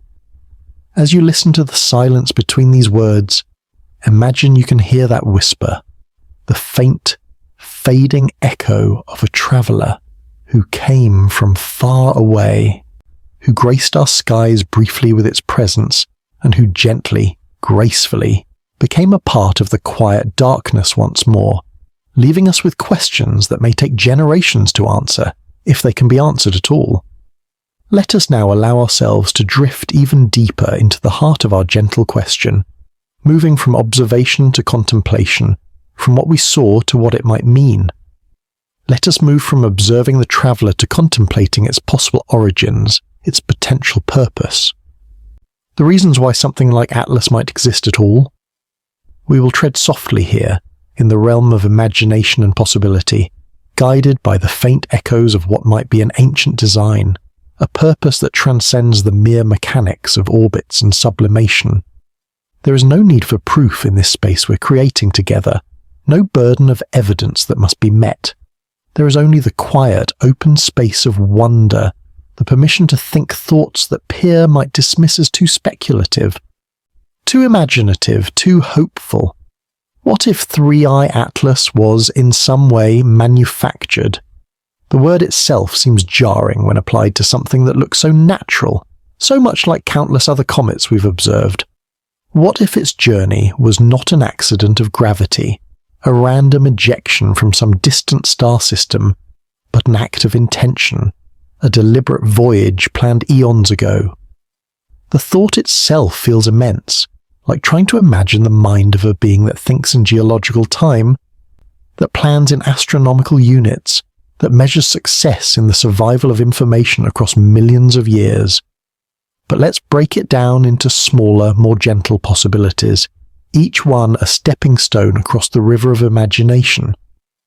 Let's listen for the echoes, however faint, of a plan that might be written in ice and rock rather than metal and silicon. The first echo we might hear is one of resilience, of endurance beyond what chance alone might provide. For an object to travel between the stars, it must endure a journey of unimaginable hardship, not the dramatic hardship of stellar explosions or black hole encounters, but the slow, patient hardship of existing in an environment that seems designed to erode everything to nothing. The space between stars, the interstellar medium, is not the perfect vacuum we sometimes imagine. It is a tenuous soup of gas and dust, so thin that calling it a soup seems generous, perhaps more like the memory of a soup, the faintest suggestion of matter in an otherwise empty bowl. But even this near-nothingness has substance, has effect, has the power to slowly destroy. Most importantly, interstellar space is filled with high-energy cosmic rays, those atomic nuclei that have been accelerated to near the speed of light by supernovae and other cataclysmic events. They are the universe's stray bullets, invisible and relentless, piercing through matter like needles through fabric. Over millions of years, a constant bombardment by these particles can be incredibly destructive, breaking down complex molecules, shattering crystalline structures, degrading any material not specifically designed to withstand them. It's like being sandblasted, but instead of sand, it's subatomic particles, and instead of seconds, it's eons. A natural comet survives this journey through sheer bulk and simplicity. Its outer layers are slowly eroded, sacrificed to protect the pristine ice deep within its core. It is a passive, brute force method of survival, like wearing armor so thick that even though the outer layers are destroyed, the inner core remains protected. But what if the resilience of Atlas was not just lucky chance but part of a deliberate design? What if the composition and structure of this object were specifically chosen to maximize its chances of surviving the interstellar void? Imagine builders, ancient cosmic engineers who understand materials science at a level we can barely conceive, selecting the perfect blend of water ice, carbon dioxide ice, methane, ammonia, and silicate dust. Not just a random agglomeration thrown together by the chaos of a forming solar system, but a carefully layered structure, each layer serving a specific purpose. An outer layer designed to ablate, to flake away in a controlled manner, carrying with it the damage from cosmic rays like a snake shedding damaged skin. Beneath that, a denser, more robust layer of ice, perhaps with a different crystalline structure that makes it more resistant to radiation, a secondary shield that would only be exposed after millions of years when the outer layer had been worn away. And at the very heart, protected by these multiple barriers, a core that contains what? The payload, the message, the seed, the purpose of the entire journey. This is not a technology of metals and circuits, of the kind we build in our factories and laboratories. It is a technology of materials science pushed to its absolute limit, of chemistry and physics applied with a wisdom that comes from thinking in cosmic time. It is the kind of technology a civilization that measures its existence, not in centuries, but in the lifetime of stars might develop. They would not fight the universe with exotic materials and complex machinery that would inevitably fail. They would use the universe's own materials and processes to achieve their goals, working with the grain of cosmic forces rather than against them. The perfect disguise for an artificial object is to make it nearly indistinguishable from a natural one, to use the camouflage of normalcy to hide extraordinary purpose. The second echo we might hear is one of purpose, of intention that transcends the random walks of natural objects. If it was built, why? What could motivate a civilization to construct such a thing, to invest resources in a project whose completion they would never see, whose success or failure might not be known for millions of years? Let's return to the idea of panspermia, but let's call it directed panspermia, to distinguish it from the natural process. This is the hypothesis that a civilization might intentionally seed other star systems with life, not through conquest or colonization, but through the gentle gift of biological potential. Why would they do this? Perhaps it is a form of cosmic altruism, a desire to spread the gift of life throughout the galaxy, to ensure that the miracle of consciousness and complexity doesn't remain confined to a single world that might be destroyed by a supernova, an asteroid impact, or the slow death of its star. Perhaps it is a form of self-preservation on the grandest scale, a way to ensure that their biological legacy, if not their civilization itself, survives the eventual heat death of their own star. Or perhaps it is simply the ultimate expression of life's fundamental drive to reproduce, to spread, to fill every available niche, but elevated to a cosmic scale where the niches are entire star systems and the reproductive cycle takes millions of years. If you were to undertake such a project, a comet like Atlas would be the perfect vessel. Its icy heart is a natural cryogenic capsule, preserving organic molecules and even potentially dormant microbes for millions of years at temperatures that stop all biological processes, that freeze time itself for any life contained within. Complex organic molecules, the building blocks of proteins and DNA, can survive in ice for enormous periods or are protected from radiation by the bulk of frozen material around them.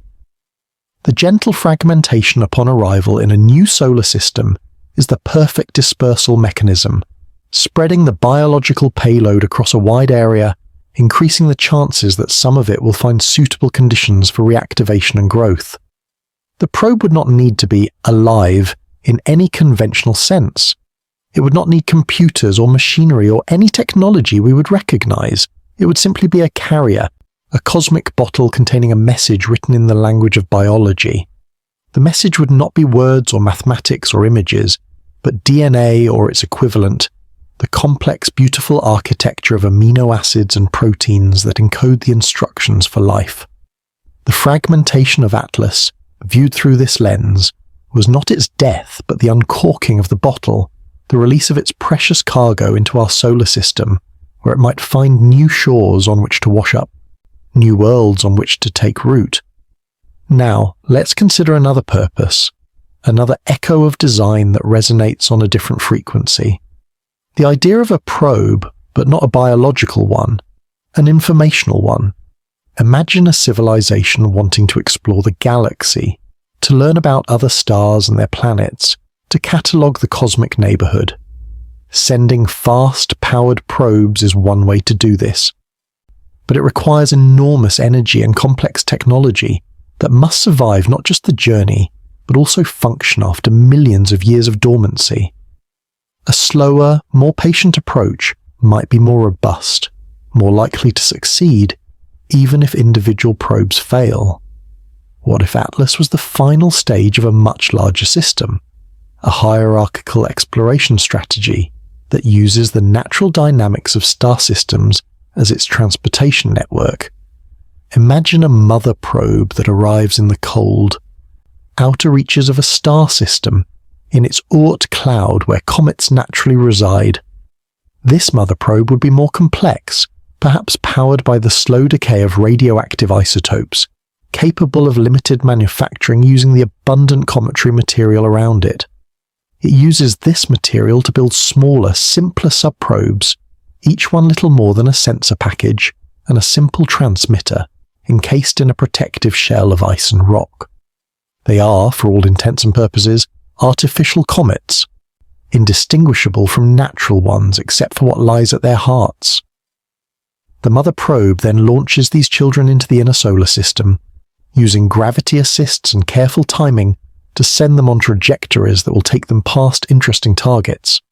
Planets with atmospheres, moons with subsurface oceans, asteroid belts rich in metals and organic compounds. Each subprobe is programmed with a simple mission: observe, record, and report. This subprobe we see as 3i Atlas makes its journey inward, powered down, dormant, indistinguishable from any other comet. As it nears the Sun, the increasing heat provides the energy it needs, not through solar panels or nuclear reactors, but through the simple thermodynamics of phase change. The sublimating ice could drive simple mechanical or chemical processes, storing energy that can be used to power instruments, to record data, to prepare for the mission's culmination. And then, its mission complete, what does it do? It needs to send its data back to the mother probe waiting in the outer system. But a small probe, millions of kilometers from its parent, would need a powerful antenna and a huge power source to transmit a conventional radio signal that could be detected at such distances. There is a more elegant solution, one that uses the physics of the solar system itself as the communication medium. What if the fragmentation itself was the signal? This is a beautiful and melancholy thought, that the breakup of Atlas was not a failure, but a form of communication we don't yet recognize. Perhaps the timing of the fragmentation, the pattern of the breakup, the specific distribution of fragments, all encode information. The mother probe, watching from the distant Oort cloud with instruments we can't imagine, would not see the faint optical light of the fragmenting comet, but it might detect other signatures, changes in the solar wind as it interacts with the expanding cloud of gas and dust, variations in the magnetic field, the specific spectral signatures of sublimating ices that encode data in their molecular ratios. The fragmentation was the probe's final report, a single, dramatic gesture that said, "Mission complete. Here is what I found," with the data encoded in the physics of its own dissolution. This is, of course, deeply speculative, a castle built on clouds of possibility rather than the firm ground of evidence. But it is a speculation that resonates with a certain kind of cosmic elegance, a design philosophy of profound minimalism and efficiency. Why build a complex transmitter that might fail after millions of years when you can use the object's own destruction as the message? It is a technology that transcends technology, a solution that uses the universe's own processes as its mechanism. It is beautiful in its simplicity and heartbreaking in its finality, a probe that fulfills its purpose by ceasing to exist, a messenger that becomes the message itself. These echoes of an ancient design are faint, so faint that we might be imagining them entirely. They are not found in the hard data, but in the patterns and possibilities that emerge when we look at the data from different angles, when we ask what if instead of what is. The unusual orbit that places Atlas right on the boundary between bound and unbound, as if carefully calibrated to spend the maximum time in our solar system, while still maintaining plausible deniability as an interstellar object. The sudden brightening that might have been activation rather than mere sublimation. The gentle fragmentation that looked more like deployment than destruction. Each one, on its own, can be explained by natural processes. But together they paint a picture. They sketch the faint outline of something that feels different. Not alien in the science fiction sense of the word, but alien in the deeper sense, something that operates according to principles and timescales that we are only beginning to understand. As you rest here, letting these ideas flow through your mind like water through your fingers, don't try to grasp them too tightly. Let them be what they are, possibilities, not certainties. Imagine the builders, if builders there were, a civilization so old that our entire history would be to them what a single day is to us.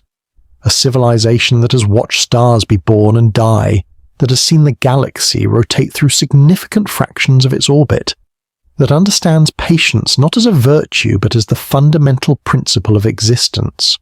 What would they be like? Would they even be biological beings like us, with bodies and lifespans and mortality?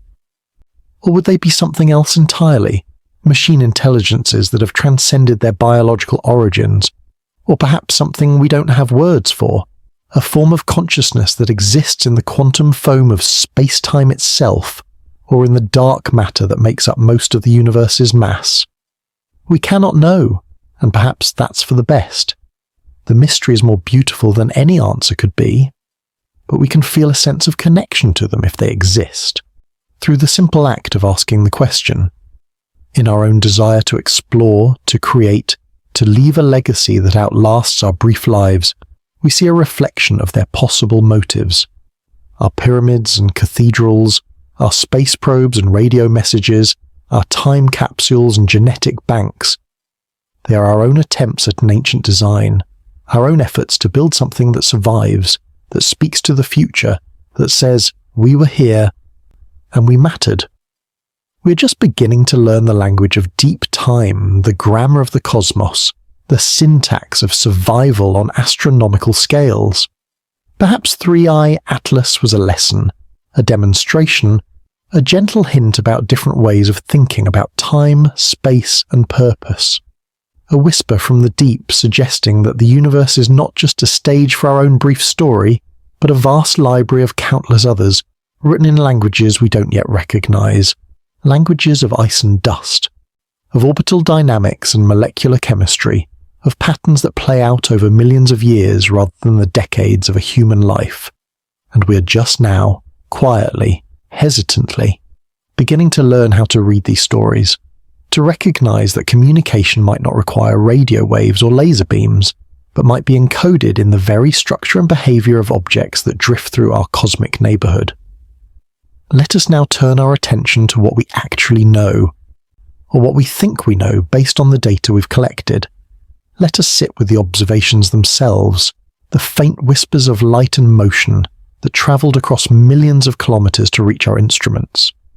We will not treat this data as a set of cold, hard facts that close off possibilities, but as a collection of clues in a cosmic mystery, fragments of a story that we're trying to piece together with most of the pages missing.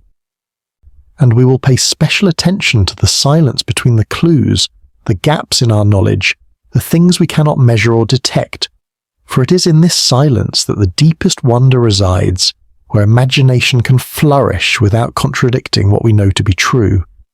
When astronomers study a distant object like a comet, they are detectives working with the most circumstantial of evidence, trying to reconstruct a story from the faintest of whispers. Their primary tool is light, not just visible light that our eyes can see, but the entire electromagnetic spectrum from radio waves to gamma rays. By capturing the faint light from 3i Atlas and spreading it out into a spectrum, like sunlight through a prism creating a rainbow, they can look for the chemical fingerprints of different elements and molecules. Each type of atom and molecule absorbs and emits light at specific wavelengths, creating a unique pattern like a barcode that identifies its presence. It is a form of remote chemistry, a way of analysing the composition of an object without ever touching it, like identifying a flower by its scent carried on the wind from a distant garden. The spectrum of Atlas was in many ways unsurprising, even disappointingly normal. It showed the expected signatures of molecules commonly found in comets throughout our solar system. Cyanogen, a simple compound of carbon and nitrogen that creates a greenish glow; diatomic carbon, pairs of carbon atoms that emit a characteristic green light, and various other simple molecules that form when ultraviolet light from the sun breaks apart more complex molecules in the comet's ice. The dust in its coma and tail appeared to be typical silicate dust, the same kind of material that forms the rocky bases of planets like Earth, made of silicon, oxygen, and various metals in combinations that have been seen in countless other comets. In its chemical makeup, Atlas looked like a perfectly ordinary comet, the kind that astronomers have been studying for centuries. There were no flashing neon signs saying made in Alpha Centauri or product of Vega. There were no spectral lines of exotic, unknown elements that would immediately mark it as foreign. The data spoke of normalcy, of familiarity, of belonging. It whispered, "I am one of you. I am made of the same star stuff as everything else in this neighborhood. I have no exotic chemistry to reveal my origins." And yet this normalcy is, in itself, a kind of mystery that deepens rather than resolves our questions. If it was truly an interstellar visitor, born in a different star system with potentially different elemental abundances, different formation conditions, different histories of stellar processing, we might expect it to have a slightly different chemical dialect. Stars vary in their composition based on when and where they formed in the galaxy, and this variation should be reflected in the objects that form around them. The comet Tuohy-Borisov, our second confirmed interstellar visitor, did show some subtle chemical peculiarities, particularly an unusually high abundance of carbon monoxide compared to water, suggesting it formed in a different environment than our local comets. It had a slightly different flavour, like tea from a different region with its own distinctive taste. Atlas did not show these differences. It tasted like home, like something that could have formed in our own solar system billions of years ago. This could mean several things, each with different implications for our mystery. The simplest explanation, the one that requires the fewest new assumptions and therefore the one that most scientists would favour, is that it wasn't an interstellar object after all. Perhaps it was a native of our own Oort cloud, that vast spherical shell of icy bodies that surrounds our solar system like a cosmic snow globe, thrown onto a strange hyperbolic-looking orbit by a gravitational quirk, a chance encounter with a massive planet or a passing star that gave it just enough energy to achieve escape velocity. This is the safe, conservative interpretation of the data, the one that keeps everything within the bounds of the known and familiar, or it could mean that the star system where Atlas was born was chemically very similar to our own, perhaps because it formed from the same giant molecular cloud that gave birth to our Sun. Stars are not born in isolation but in clusters, sometimes hundreds or thousands, forming from the same vast cloud of gas and dust. These sibling stars would have very similar compositions, like children from the same family sharing genetic traits. Perhaps our Sun has a twin somewhere in the galaxy, born from the same stellar nursery billions of years ago, and Atlas is a messenger from that long-lost sibling, carrying news from a cousin solar system that shares our chemical heritage. Or, if we allow our minds to wander down the more speculative paths we've been exploring, it could be part of the design. If you wanted to build a probe that would blend in perfectly with the natural population of comets in any solar system it visited, you would build it from the most common, universally available materials in the galaxy: water, carbon, nitrogen, oxygen. These are among the most abundant elements in the universe, cooked in the hearts of stars and scattered through space by supernovae. You would avoid exotic materials that might give away the artificial nature of your creation.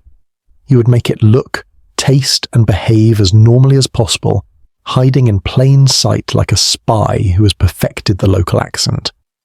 The lack of an anomaly becomes, in this light, an anomaly itself. Too perfect, too normal, like a painting that's so flawless it reveals itself as a forgery. Now let's consider its trajectory, the path it took through our solar system, which is perhaps the most puzzling aspect of all. As we've discussed, it was on a hyperbolic path, the mathematical signature of an object not bound to our Sun's gravity. But it was only barely hyperbolic, moving just slightly faster than the escape velocity needed to leave our solar system forever. The excess velocity was so small that it places Atlas right on the boundary between being a resident and a visitor, like someone standing in a doorway with one foot inside and one foot outside. This is strange and statistically unlikely. An object ejected from another star system with any significant force would likely be moving much faster relative to our Sun.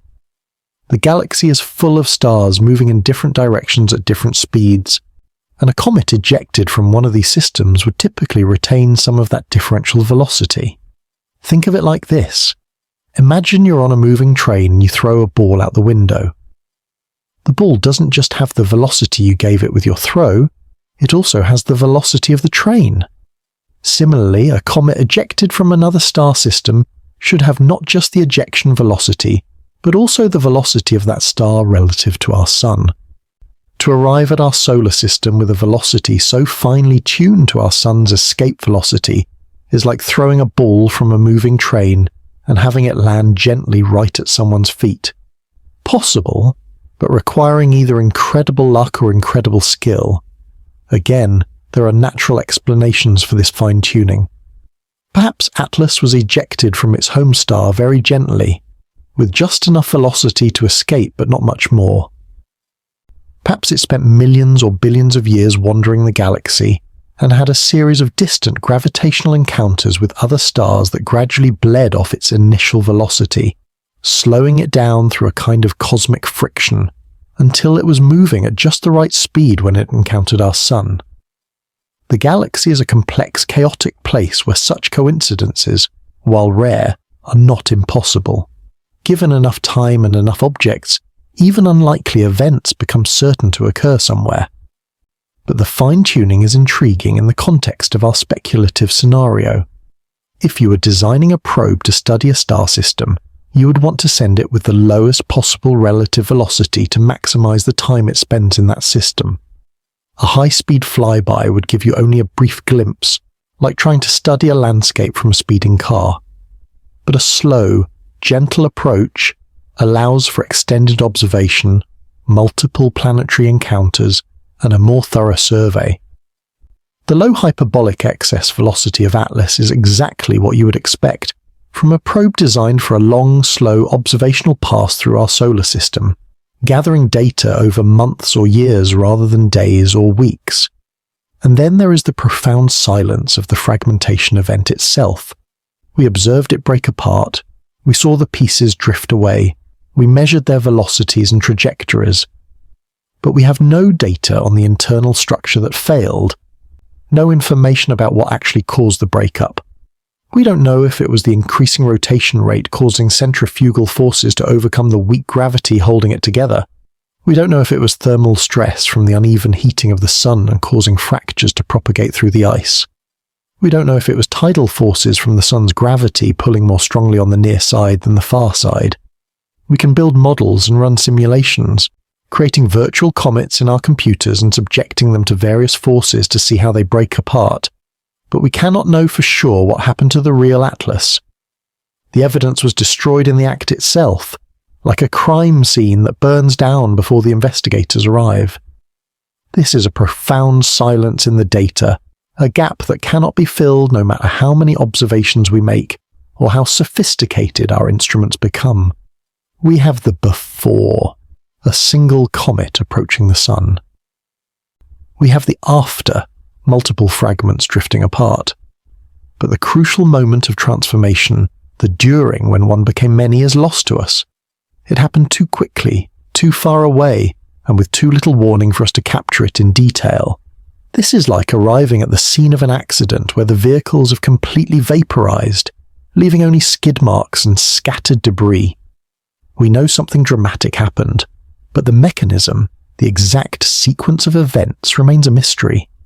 This is the nature of astronomy, the fundamental limitation of studying objects we cannot touch, cannot visit, cannot examine directly. We're always working with incomplete information, like trying to understand a conversation by listening to only every 10th word, or trying to read a book where most of the pages are blank. We are eavesdroppers on a cosmic conversation, catching only snippets and phrases, trying to construct meaning from fragments. We must learn to be comfortable with not knowing, to find peace in the questions rather than frustration. We must learn that the gaps in our knowledge are not failures but invitations, invitations to imagine, to hypothesize, to dream about what might be hiding in those silent spaces. The silence of the data is not a void, but a canvas upon which we can paint our possibilities. Science provides the frame, the constraints of physical law, the boundaries of what is possible. But within that frame, there is room for artistry, for poetry, for wonder. The data tells us that Atlas was comet-like in composition, that it followed a hyperbolic trajectory, that it fragmented as it approached the sun. These are the facts, the notes of the melody. But the silence between the notes, that's where the music really lives. The data tells us what happened. The silence invites us to wonder why. So, as you rest here, surrounded by the quiet of your room that mirrors the quiet of space, let the silence of the data be a comforting presence rather than a frustration. It is not an empty void that needs to be filled with noise and speculation. It is a space of potential, pregnant with possibilities that have not yet been born into fact. It is the pause between the inhale and the exhale, the moment of stillness between heartbeats, the quiet before dawn when anything might happen. The data tells us that Atlas was real, that it visited our solar system, that we witnessed its transformation. The silence asks, but what did it mean? The data tells us it came from somewhere else, or at least appeared to. The silence asks, but was that journey intentional? The data tells us it fell apart. The silence asks, but was that an ending or a beginning? There is no need to answer these questions tonight. There is no test tomorrow, no deadline for understanding. Just let the questions float in the silence like stars in the dark sky, points of light separated by vast distances of darkness, but somehow forming constellations of meaning when we step back and look at the whole picture. In our world, we're often pressured to have all the answers, to be certain, to know.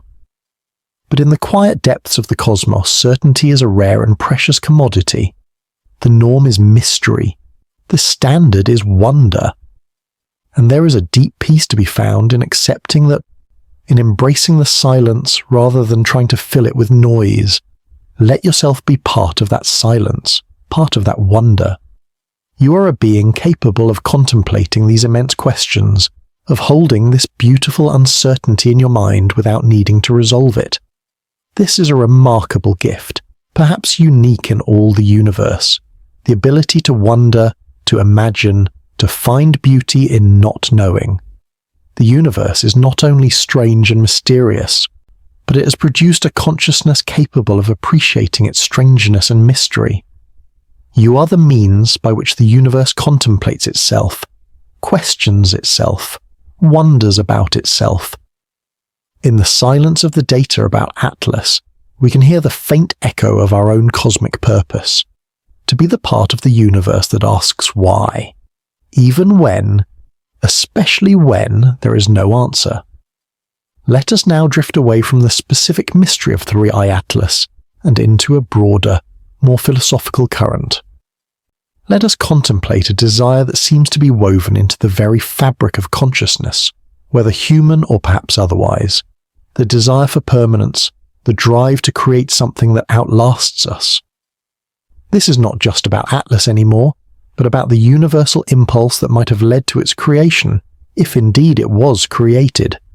We will explore why any civilization, anywhere in the universe, might strive to build something designed to survive cosmic time, and how that impulse connects to our own deepest drives and fears. Look around our own world, and you will see the evidence of this desire everywhere. We build monuments of stone and steel, pyramids that have stood for 5,000 years, great walls that stretch for thousands of kilometers, cathedrals that took centuries to complete and were built to last for millennia more. We carve our stories into rock faces, write them in books that we hope will survive. encode them in digital formats that we copy and recopy to prevent their loss. We create art, music, and poetry that we hope will speak to generations yet unborn, that will carry something of our essence forward into a future we will never see. We send golden records into space on our Voyager probes, time capsules to the stars carrying the sounds and images of Earth, messages in bottles thrown into the cosmic ocean. Why do we do this? Why does it matter so much to us that something of ourselves survives beyond our brief biological existence? At its heart, this is a rebellion against the transient nature of our own existence, against the fundamental unfairness of consciousness being housed in bodies that last less than a century while being able to conceive of eternity. We are born, we live, we love, we create, we die. Our lives are brief, flickering flames in the immense darkness of time, candles that burn brightly but are soon extinguished by the wind of entropy. And so, we build things that we hope will not flicker, will not be extinguished. We create vessels to carry our memory, our knowledge, our essence, forward into the future, long after the flame of our individual lives has gone out. It is a way of touching eternity, of reaching across the abyss of time to shake hands with the future. A way of whispering to tomorrow, we were here, we mattered. Remember us. This impulse is not just about ego or the fear of being forgotten. It is about connection, about the deep human need to be part of something larger than ourselves. It is a profound act of hope, the belief that there will be a future, that there will be beings in that future capable of understanding what we've left behind, and that those beings will be curious enough, empathetic enough, to want to know about us. When we bury a time capsule, we are not just preserving artifacts. We're sending a message of kinship across the years. We're extending a hand through time, hoping someone will be there to grasp it. We're saying, you're not alone. Others have walked this path before you. Here is what we learned, what we loved, what we feared, what we hoped. Now let us take this very human, very terrestrial impulse and project it onto a cosmic scale. Imagine a civilization that has existed for not just thousands, but millions of years. A civilization that has watched its own star evolve, that has perhaps moved from planet to planet as their worlds became uninhabitable, that has seen ice ages come and go like seasons. A civilization that understands deep time not as an abstract concept studied by scientists, but as a lived reality, the way we understand the passage of days and years. What would their blueprints for forever look like? How would they approach the challenge of creating something that lasts not just for millennia, but for eons? They would quickly realize that traditional approaches to permanence don't work on cosmic timescales. They would not build with marble or granite, because on a timescale of millions of years, even mountains erode to dust, ground down by wind and water and the patient work of chemistry. They would not encode their messages on metal plates or silicon chips, because in the harsh radiation of space such objects would be degraded, their information scrambled beyond recovery.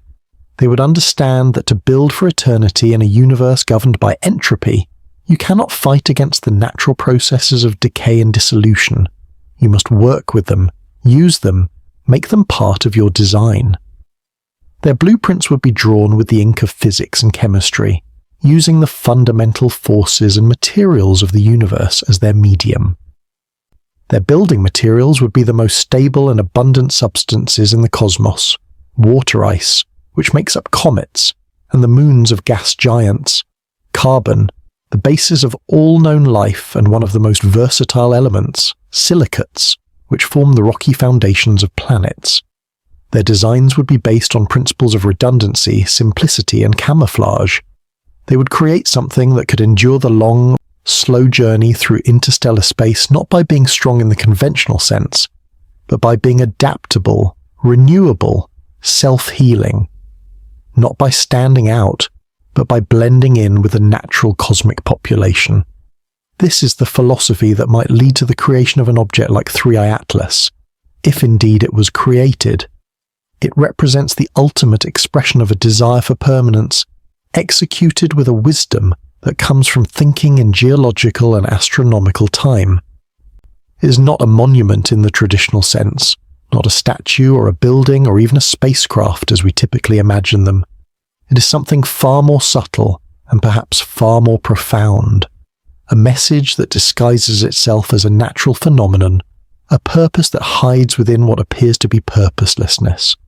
Let's imagine the design process, the meetings of minds that might have led to such a creation. The architects of this project would not be engineers in the conventional sense, but beings who combine the knowledge of astronomers, geologists, chemists, biologists, and philosophers. They would ask themselves fundamental questions. What is the most durable structure in the universe? A simple aggregation of common materials. What is the best protection against radiation? A thick mantle of ice that can be slowly sacrificed while protecting an inner core. What is the most efficient method of interstellar travel? Not powerful rockets that require enormous energy, but the slow, patient currents of galactic gravity that have been moving objects between stars for billions of years. So they would not build a starship in the way our science fiction imagines, sleek vessels of metal and technology. They would build, or perhaps modify, something that looks exactly like a comet. They would hollow out its core or embed their message deep within its structure, using the natural matrix of ice and rock as both vessel and shield. The blueprint would be one of elegant simplicity, a design that acknowledges the supremacy of cosmic forces and works with them rather than against them. It would be a design of profound humility, recognizing that the universe is far older and more powerful than any single civilization, and that the only way to leave a lasting mark is to make that mark indistinguishable from the natural patterns of the cosmos itself. What message would they seek to preserve in such a vessel? Perhaps it would be their entire cultural heritage, their history, their science, their art, their philosophy, encoded at a molecular level in complex polymers that could survive millions of years in the cold of space. Imagine a library of Alexandria written not in books but in the arrangement of atoms, waiting to be read by a civilization with the right key to decode it. Or perhaps the message would be biological, the genetic blueprints for life itself, preserved in a form that could survive the journey and reactivate under the right conditions. In this vision, the galaxy becomes a vast garden, and these cometary seeds are scattered by patient ancient gardeners who will never see the flowers that might eventually bloom, but who plant anyway, driven by the same impulse that makes us plant trees whose shade we will never enjoy. There is another possibility, more melancholy but no less profound. What if the blueprint is not a message of hope but an epitaph, a final testament from a dying civilization? Imagine a species facing its own extinction, their star dying, their world becoming uninhabitable, their technology insufficient to save them. They know their time is limited, measured perhaps in centuries or millennia rather than the eons they once thought they had. They cannot save themselves, but they can save something of themselves. They can create a monument that will outlast their civilization, their planet, even their star. They would pour all of their knowledge, all of their memories, all of their dreams and fears and loves into a single, durable vessel. Not a spacecraft designed to carry living passengers to a new home, but a cosmic ark designed to carry the ghost of their entire world into the future.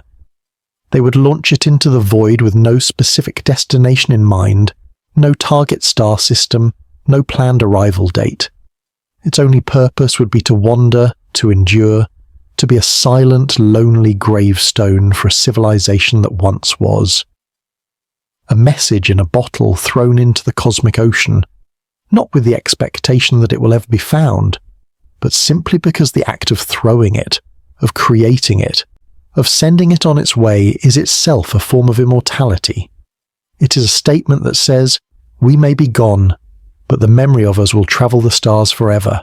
We existed, we thought, we wondered, we loved, and now we entrust all of that to the universe itself. In this light, the journey of Three-Eye Atlas becomes incredibly poignant, taking on layers of meaning that transform it from a simple, astronomical event into a profound story of loss and hope. A lonely wanderer, carrying the legacy of a dead world through the darkness between stars. Its fragmentation in our solar system would not be a failure, but the final, tragic chapter of its story, the tomb itself crumbling to dust, releasing its contents to the solar wind. Perhaps those fragments, those tiny pieces we observe drifting apart, each carry a portion of that civilization's story. Perhaps the dust that was released, that cloud of particles that will drift through our solar system for years to come, contains molecular messages we don't yet know how to read, stories written in the arrangement of atoms, waiting for someone to develop the technology to decode them. As you lie here, floating in these contemplative thoughts, feeling the weight of cosmic time pressing gently on your consciousness, feel the weight of this desire for forever that runs through all conscious beings.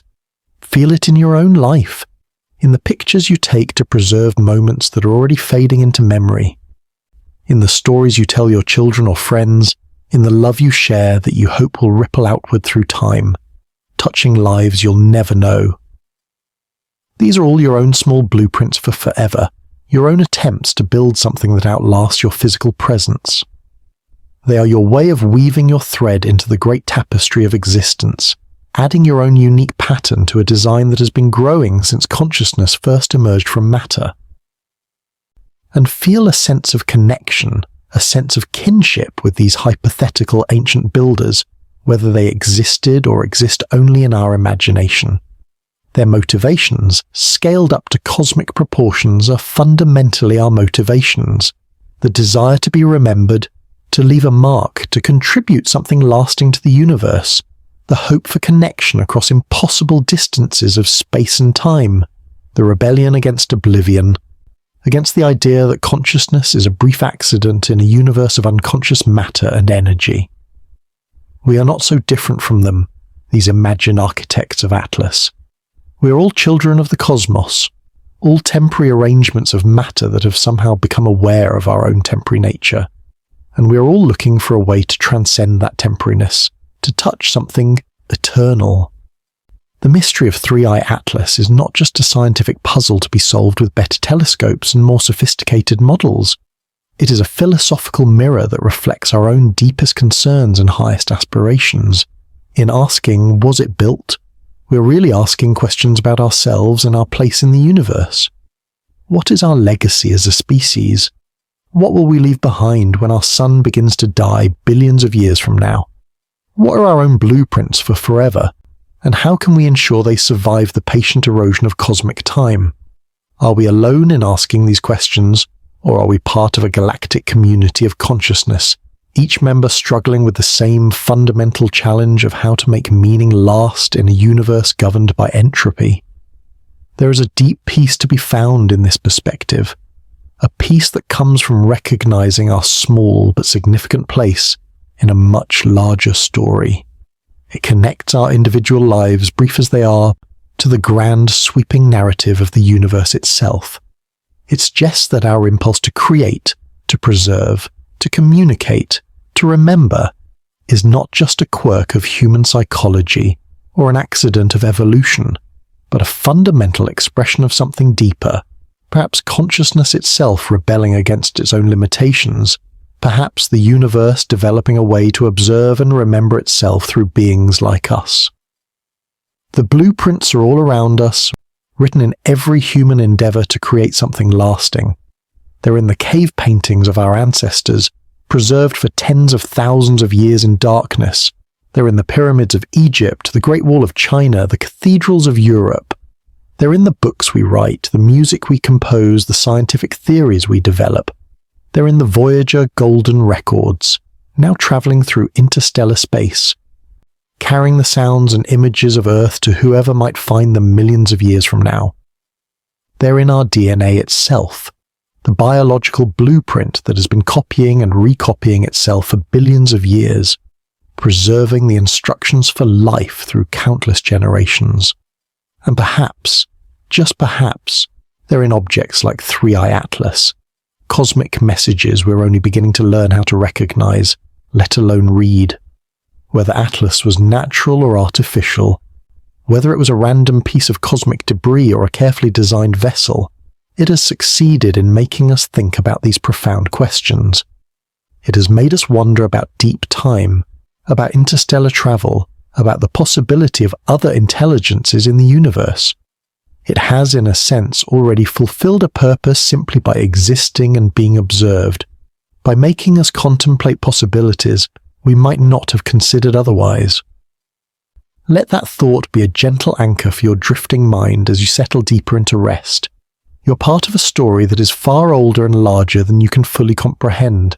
A story that began with the Big Bang and will continue until the last star fades to darkness.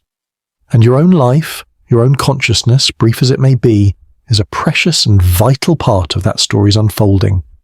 You are one of the ways the universe experiences itself, questions itself, remembers itself. The blueprints for forever are not just out there in space, carried by hypothetical alien probes or natural comets. They are within you, in your capacity to wonder, to imagine, to create, to love, to remember and be remembered.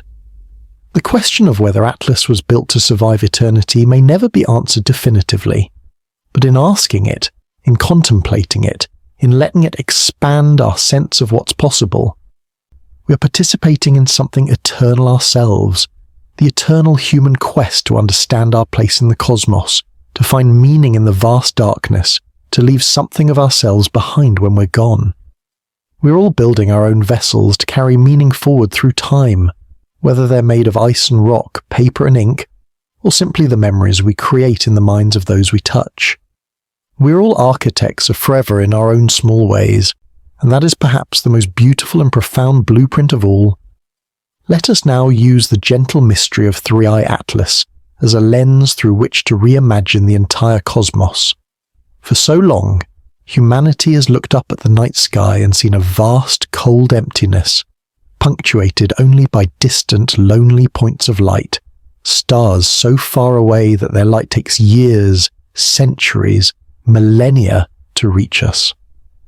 We have felt a sense of cosmic solitude, a feeling that we are a tiny, isolated island of life and consciousness in an ocean of sterile blackness, the only voices calling out in an infinite silence. But what if that perception is fundamentally wrong? What if the emptiness is not empty at all, but filled with stories we simply haven't learned to read yet? What if the universe is not silent, but is simply speaking in a language we're only just beginning to understand? A language not of words or radio waves, but of gravity and chemistry, of orbital dynamics and patient time, of objects that drift through the darkness carrying messages we don't yet recognize as messages. Imagine, as you lie here in the quiet of your room, that the space between the stars is not a void, but a place of constant transit, a vast network of slow, invisible rivers and currents that have been flowing since the galaxy was young. And drifting on these currents are countless travelers, most of them entirely natural, the ejected comets and asteroids from 1 billion star systems, the cosmic equivalent of seeds blown from dandelions, each one carrying information about its parent star, its home system, the conditions under which it formed. This is already remarkable enough, that the galaxy is constantly exchanging material between star systems, that atoms that formed in one stellar furnace might eventually become part of a planet orbiting another star entirely. But what if, mixed in with this natural traffic, there are other things? What if some of these travelers are not random debris but deliberate voyagers? What if the galaxy is crisscrossed with the paths of ancient probes, sleeping messengers, cosmic arcs, and biological seed pods? They would be dark, cold, and silent by necessity, conserving every bit of energy for their million-year journeys. They would not broadcast their presence with radio signals or flashing lights. Such displays would be wasteful and, more importantly, would mark them as artificial, potentially making them targets for collection or destruction by civilizations that might not welcome such visitors. Instead, they would be designed for stealth and patience, camouflaged as natural objects, following paths that seem random but might be carefully calculated. They are the quiet ones, the secret fleet, hiding in plain sight among the natural population of interstellar objects. We have only just in the last few years developed the technology to spot the occasional one that happens to pass through the bright, well-lit neighborhood of our inner solar system. Think about how remarkable this is. For all of human history until 2017, we had never knowingly observed an object from another star system. Then suddenly, in the span of just a few years, we've detected 3. Oumuamua with its strange elongated shape and peculiar acceleration, Borisov with its unusual chemistry, and Atlas with its dramatic brightening and gentle fragmentation. Are these anomalies, rare events that we're lucky to have witnessed? Or are they just the tip of an enormous iceberg, the first hints of a hidden galactic ecology that we're only now becoming aware of? Consider the statistics for a moment. Our detection capabilities are still primitive. We can only spot objects that come relatively close to the sun and are large enough to reflect detectable amounts of light. For every one we see, there might be thousands, millions, or even billions passing through the outer solar system that we never notice. They drift through the darkness beyond Neptune, beyond Pluto, through the vast spaces where our telescopes cannot yet see them, silent and invisible. We are like someone who has lived their entire life in a room with no windows and has just discovered a tiny pinhole in the wall. Peering through it, we catch fleeting glimpses of things moving outside, a shadow here, a flash of light there. We can't be sure what we're seeing, but we know one thing for certain. We are not alone in the house. The universe is far busier, far more dynamic, far more filled with travelers and messages and stories than we ever imagined. This thought should not be a source of anxiety or fear. These travelers, if they exist, are not invaders coming to conquer or destroy. They are not the aggressive aliens of our science fiction nightmares. They are part of a process that is ancient, slow and majestic, as natural to the galaxy as the formation of stars or the spiral of galaxies. They are as much a part of the cosmic landscape as nebulae and black holes. To fear them would be like a fish fearing the deep ocean currents it swims in, or a bird fearing the wind that carries it. They are simply part of the environment in which we exist, fellow travelers on the cosmic ocean, each following their own current toward their own destination. Let this new picture of the universe settle into your mind like sediment settling in still water, clarifying your vision of the cosmos. It is a universe not of emptiness, but of untold stories, each one written in the trajectory of an object, the composition of a comet, the timing of a fragmentation. Every direction you look, there are journeys underway. A probe launched 100 million years ago from a star in the constellation Cygnus might be at this very moment, drifting through the outskirts of the Orion Nebula, its instruments long dead but its message still intact in its frozen core. A seed ship from a long-dead civilization in the galactic center might be making its slow, patient approach to a young sun-like star in the Perseus arm, carrying the blueprints for life that might take root in 1 billion years. A fragment of a destroyed planet, blown into space by the death of its star, might carry within its rocky matrix the fossilized remains of creatures we cannot imagine, a natural museum piece drifting between the stars.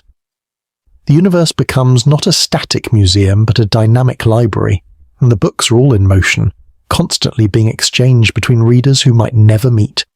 We are not just readers in this library, we are a book ourselves, a single, complex, beautiful story being written on this small, blue planet. Our story includes our evolution from simple chemicals to complex life, our development of consciousness and intelligence, our struggles and triumphs, our art and science, our dreams and fears. And occasionally, another book from a distant shelf drifts by, close enough for us to read its title. Perhaps a single tantalizing sentence from its cover, before it disappears back into the darkness. We get hints of other stories, other experiments in consciousness and complexity, other attempts to make meaning in a universe that seems indifferent to meaning. 3 Atlas was one such sentence, a brief glimpse of another story that we could not fully read. It whispered something to us as it passed, but the whisper was in a language we don't yet understand, using words we don't yet recognize. But the fact that we heard it at all, that we noticed its passing and wondered about its meaning, changes everything. It transforms the cosmos from a vast, empty stage where we perform alone into a busy thoroughfare where countless other performers are pursuing their own acts, their own stories, their own search for meaning and permanence. We are not alone on the stage. We simply haven't learned to see all the other players yet. Consider the possibility that this is the real solution to the Fermi paradox. That famous question posed by physicist Enrico Fermi, where is everybody? If the universe is so vast and so old, if there are so many stars and potentially habitable planets, why haven't we detected signs of other civilizations? We have been listening for loud, deliberate radio signals, the cosmic equivalent of someone shouting in a library, announcing their presence to everyone. But perhaps truly advanced civilizations don't shout. Perhaps they understand that the most effective, most enduring way to communicate, to travel, to exist on a galactic scale is to be quiet, to be patient, to work with the natural processes of the universe rather than against them.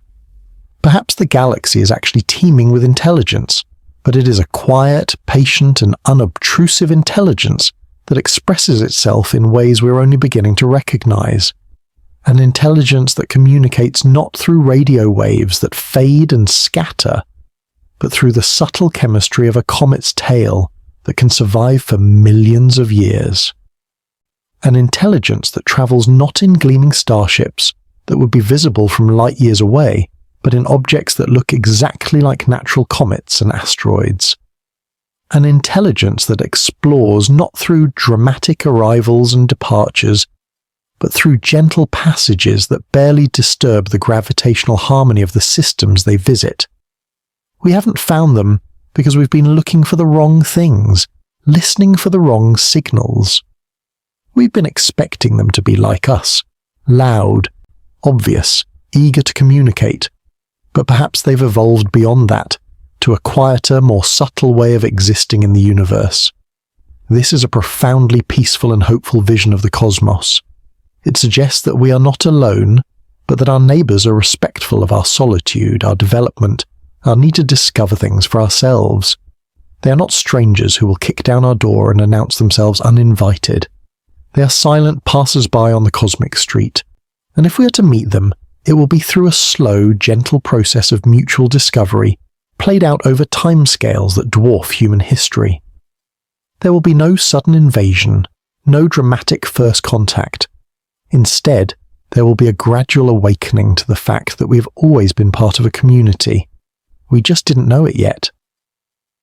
As you drift closer to sleep, feeling the gentle pull of unconsciousness that mirrors the gentle pull of gravity that guides comets through space, let your mind wander through this universe of quiet possibilities.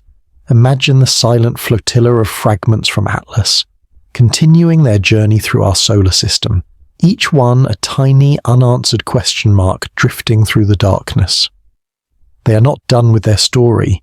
They will continue to orbit the sun for years, decades, perhaps centuries, slowly spreading apart, slowly fading from our ability to detect them, but never truly disappearing. They become part of the solar system's population of small bodies, indistinguishable from natural debris except to those who remember their origin and wonder about their purpose. Imagine the countless other travelers, of all shapes and origins, drifting in the great dark ocean between the stars. Some are natural, chunks of rock and ice ejected from their home systems by gravitational interactions, carrying no message except the story of their own composition and history. Others might be artificial, probes, seeds, messages, or memorials, each one designed for a specific purpose we can only guess at. They form a vast, invisible network of connections between star systems, a slow-motion exchange of matter and perhaps information that has been going on since the galaxy was young and will continue until the last stars fade to darkness. There is no need to feel small or insignificant in this vast populated cosmos. Instead, feel a sense of belonging, a sense of being part of something magnificent and mysterious. You're not a lonely anomaly in an empty universe. You are part of a vast community of matter and energy, and perhaps consciousness that fills the galaxy.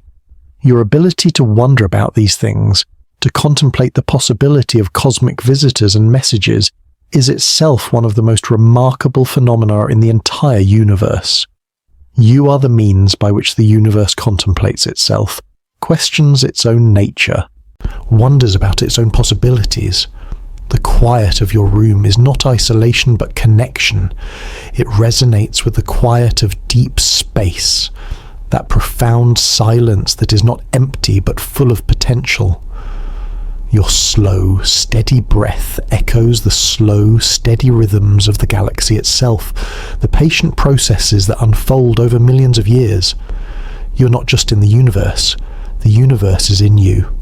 Every atom in your body, except for hydrogen, was forged in the heart of a star that lived and died before our sun was born. The calcium in your bones, the iron in your blood, the carbon that forms the framework of your DNA, all of it is stellar material, cosmic dust that has been recycled through countless forms before becoming you. You are quite literally made of stardust, and you are dreaming of your home among the stars. Let the quiet possibilities of the universe be your lullaby tonight. Let the thought of these silent travelers, these ancient stories drifting in the dark, be a source of comfort rather than concern. They are reminders that the universe is not empty and meaningless, but full of potential meaning, full of stories waiting to be discovered, full of connections waiting to be made. The darkness between the stars is not a void, but a medium through which messages travel, through which consciousness might spread, through which the universe slowly becomes aware of itself through countless different perspectives. The universe is not empty. It is full of mystery, full of wonder, full of quiet possibilities that we are only beginning to glimpse. And you are a part of it all, a unique perspective through which the universe experiences itself, a brief but brilliant flame of consciousness in the vast darkness. As you drift towards sleep, carried by the same gentle forces that carry comets through space, know that you are not alone. You are surrounded by fellow travelers, some near, some impossibly far, some natural, some perhaps artificial, all following their own paths through the cosmic dark, all part of the same grand, mysterious, beautiful story that has been unfolding since time began. And so, our journey together through the mystery of Three-Eye Atlas is drawing to a close, though in truth such journeys never really end. They simply transform, like Atlas itself transformed from a single object into a cloud of fragments, each carrying forward a piece of the original story. We have travelled far tonight, not in physical distance but in the landscapes of imagination and possibility. We have journeyed from the shores of deep time where each grain of sand represents 1,000 years to the heart of a ghostly traveller whose true nature remains beautifully uncertain, and into the quiet, speculative realms of what might be hiding in the darkness between the stars. We have followed the faint light of Three-Eye Atlas, and we have found that its path leads not to a simple answer that we can file away and forget, but to a deeper, more beautiful set of questions that will continue to unfold in our minds long after this night has passed. We began by asking, was 3 Atlas built to survive eternity? And now, at the end of our contemplation, the answer is a gentle, peaceful, perhaps. And perhaps that is not just the only answer we need, but the best answer we could hope for. The question was never a puzzle to be solved and set aside, like a crossword completed and discarded. It was a doorway to be opened, a threshold to be crossed, an invitation to see the universe not as a collection of facts to be catalogued, but as a grand, unfolding poem whose verses we are only beginning to understand. The beauty of 3 Atlas lies not in what it definitively was, but in what it could be, in the space it creates for wonder in our too-certain world. The beauty of 3i Atlas was that it served as a screen onto which we could project our deepest cosmic wonderings, our hopes and fears about our place in the universe. Was it a natural comet, following the same patterns that have been playing out since the solar system was young? Was it a seed of life, carrying the biological potential of another world to ours? Was it an ancient probe, designed by intelligence we cannot imagine for purposes we cannot fathom? Was it a lonely tomb, the final monument of a civilization that faced its own extinction with grace and forethought? It was all of these things and none of them. It exists in the space between certainty and mystery, in that twilight realm where science meets philosophy, where facts meet dreams. It was a possibility made manifest, a whisper given form, and the act of listening to that whisper has changed our perception of the silence that surrounds us. The fragments of Atlas are still out there, continuing their journey through the darkness. They did not vanish when they faded from our telescope's view. They simply passed beyond our ability to track them, like ships disappearing over the horizon. They're continuing their journey, a silent, scattered procession, heading back out toward the cold, dark space from which they came, or perhaps onward to new destinations we cannot predict. Their light has faded from our instruments, but their journey continues, will continue for years, centuries, perhaps millennia to come. In 1,000 years they will be far beyond the orbit of Pluto, in that vast dark territory where the sun is just another star, slightly brighter than the rest. In 1,000,000 years they may be approaching another star, another system with its own planets, its own possibilities for life and consciousness. The story is not over. We were just privileged to witness a single, brief chapter. Like reading one page from a book written in a language we don't understand, but finding beauty in the shape of the letters, the rhythm of the words. And our own journey continues as well, the journey of human consciousness, of curiosity that cannot be satisfied, of wonder that cannot be exhausted. We will continue to build our telescopes, each generation seeing farther and more clearly than the last. We will continue to scan the skies with patient electronic eyes that never blink, never tire, never stop searching, and we will find other travelers. There will be a 4i and a 5i and a 10i and a 100i. Each one will bring its own unique story, its own set of mysteries, its own invitation to wonder. Each one will be another whisper from the deep, another hint that the universe is far more complex, far more interesting, far more filled with possibilities than we imagined. With each new visitor, we will learn a little more about the cosmic neighborhood we inhabit. We will refine our understanding of how objects move between star systems, what they're made of, where they come from, where they're going. We may one day find a traveler that gives us a clearer answer to the questions Atlas raised. An object whose artificial nature is undeniable, whose purpose is clear, whose message we can read. Or we may find that every visitor is as beautifully, maddeningly ambiguous as Atlas was, each one adding to the mystery rather than resolving it. And either outcome is wonderful in its own way. If we find proof of others, we will know we are not alone in the universe, that consciousness has emerged elsewhere, that we are part of a cosmic community. If we continue to find only mystery, we will know that the universe is a place of infinite poetry, a place that will always keep us guessing, always keep us wondering, always give us reasons to look up at the night sky with awe rather than understanding. The human desire for definitive answers is strong. We crave certainty like we crave water in a desert. We want to solve the puzzle and put it away on the shelf, completed and understood. We want to know, finally and completely, whether we are alone or part of a community, whether the universe has purpose or is simply a beautiful accident. But the universe does not operate on our terms, does not respect our need for closure. Its timescale is immense, its processes are subtle, and its secrets are kept close, revealed only slowly, partially in hints and whispers rather than clear declarations. To be a student of the cosmos is to learn the art of patience, to become comfortable with uncertainty, to find peace in partial knowledge. It is to learn to love the questions themselves, to find beauty in the mystery, to understand that the journey toward understanding is more important than the destination. So, as you prepare to let go completely, to drift into the final, peaceful state of sleep where your own consciousness becomes as mysterious as the cosmos itself, hold this thought in your mind. The mystery continues, and that is a beautiful thing.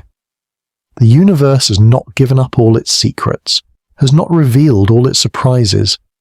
There are still great, wonderful, and profound things that we do not know, may never know completely. And in that not knowing, there is a space for dreams, for imagination, for the kind of wonder that makes life meaningful. The unknown is not a void to be feared, but a canvas on which we can paint our hopes, our possibilities, our dreams of what might be. Picture the cosmos one last time, not as a dark and empty place that diminishes us with its size and silence, but as a vast quiet garden where things grow slowly, where patience is rewarded, where mysteries bloom like flowers that take millions of years to open. Stars are being born right now in clouds of shimmering gas, their first light just beginning to shine. Planets are coalescing from rings of dust, their surface is still molten, their futures unwritten, and silent. Ghostly travelers are drifting on the slow currents of gravity, carrying their ancient secrets from one shore to another, messages in bottles on a cosmic ocean, waiting for someone, somewhere, somewhen, to find them and wonder at their meaning. It is all one great interconnected system, one majestic breathing organism of which we are a part. Your breath, rising and falling in the quiet of your room, is in rhythm with the tides of cosmic creation and destruction. The beating of your heart echoes the pulsing of stars, the rhythm of galaxies rotating, the expansion and perhaps eventual contraction of the universe itself. You are not an observer standing outside the universe looking in through a window. You are the universe, a part of it that has become conscious, that has developed the ability to observe itself, to question itself, to wonder at its own existence. This is the deepest mystery of all, not whether Atlas was built, but that the universe has produced beings capable of asking whether Atlas was built. Let the questions fade now, like stars fading in the approaching dawn. Let the need for answers dissolve like morning mist. There is nothing to solve tonight, nothing to figure out, nothing to understand completely. There is only this moment of peace, this feeling of connection to something vast and ancient and beautiful. The journey of 3i Atlas continues somewhere out there in the quiet dark, its fragments spreading like seeds on a cosmic wind. And your own journey continues too, inward now into the mysteries of sleep and dream, where your mind processes all we've contemplated, where your unconscious makes connections your waking mind cannot see, where you touch something deeper than thought. The stars will keep watch while you sleep. The silent travelers will continue their endless voyages, patient and purposeful or random and meaningless. We cannot know which, and tonight we don't need to know. The universe will continue its slow expansion, its patient evolution, its grand experiment in complexity and consciousness. And somewhere, perhaps, on a world orbiting a distant star, other beings are lying down to rest, wondering about a strange object that passed through their system, asking their own version of the question we've asked tonight. Perhaps they too are wondering if they're alone, if the universe has purpose, if the things that drift through the darkness carry messages or meanings. We are all part of the same story, even if we never meet, even if we never know of each other's existence. We are all temporary arrangements of matter that have somehow become aware, that have developed the ability to look up and wonder. We are all asking the same fundamental questions, feeling the same fundamental awe, experiencing the same fundamental mystery of existence. And in that shared wonder, even across impossible distances, we are connected. The mystery is safe with the universe. The questions will wait for tomorrow, for next year, for the next generation. For now, there is only peace, only rest, only the gentle drift into sleep. The universe is holding you, as it has always held you, as it will always hold you. You're made of it. You're part of it. You will return to it. The atoms that make up your body will outlive you by billions of years, will perhaps one day be part of another world, another life, another consciousness wondering about its place in the cosmos. You are temporary in form but eternal in substance, a brief pattern in an eternal dance, and that is beautiful, and that is enough. The journey of consciousness continues, has always continued, will always continue, in forms we cannot imagine, in places we will never see, in times we will never know. But tonight, in this moment, in this place, you are the universe knowing itself, and that is the greatest mystery and the greatest gift of all. Close your eyes now and let the darkness behind your eyelids merge with the darkness between the stars. Let your breathing slow to match the patient rhythms of space. Let your thoughts scatter like the fragments of Atlas, each one drifting on its own trajectory into the peaceful void of sleep. The questions will be there tomorrow if you want to return to them, but they don't need to be answered. They are beautiful in themselves, like stars, points of light in the darkness that give shape to the void, that create patterns and meaning where otherwise there would be only emptiness.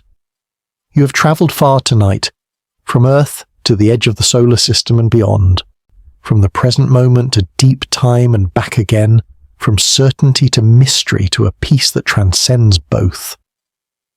You have been a good companion on this journey, patient and curious, willing to wonder without demanding answers. And now it is time to rest, to let all of this settle into the deep places of your mind where understanding grows slowly, like crystals forming in a solution, like stars forming in a nebula, like life forming in the primordial soup of an ancient ocean. The story of Thuray Atlas is now part of your story, woven into the tapestry of your thoughts and dreams. Whether it was built or natural, whether it carried a message or was itself the message, whether it was unique or one of countless similar objects, these questions are now yours to carry, to contemplate, to share with others or keep to yourself. You're now part of the small community of humans who have wondered about this particular mystery, who have looked up at the night sky and imagined silent travellers drifting through the darkness, who have felt the vast, peaceful presence of a universe full of secrets. Sleep is approaching now, that daily journey into mystery that we all take but never fully understand. Like Atlas approaching the sun, you're approaching a transformation, a change of state.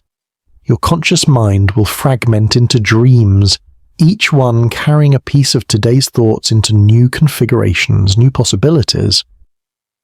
And like Atlas, you will emerge changed, refreshed, ready to continue your journey through the cosmos of consciousness. The boundary between waking and sleeping is like the boundary between our solar system and interstellar space. Arbitrary, gradual, but somehow significant. Cross it gently, peacefully, carried by the momentum of your thoughts slowing down, your awareness dispersing like a comet's tail in the solar wind. The universe continues its patient processes while you sleep. Somewhere, a star is being born. Somewhere else, a star is dying. Somewhere, perhaps, an object like Atlas is just beginning its million-year journey to another star.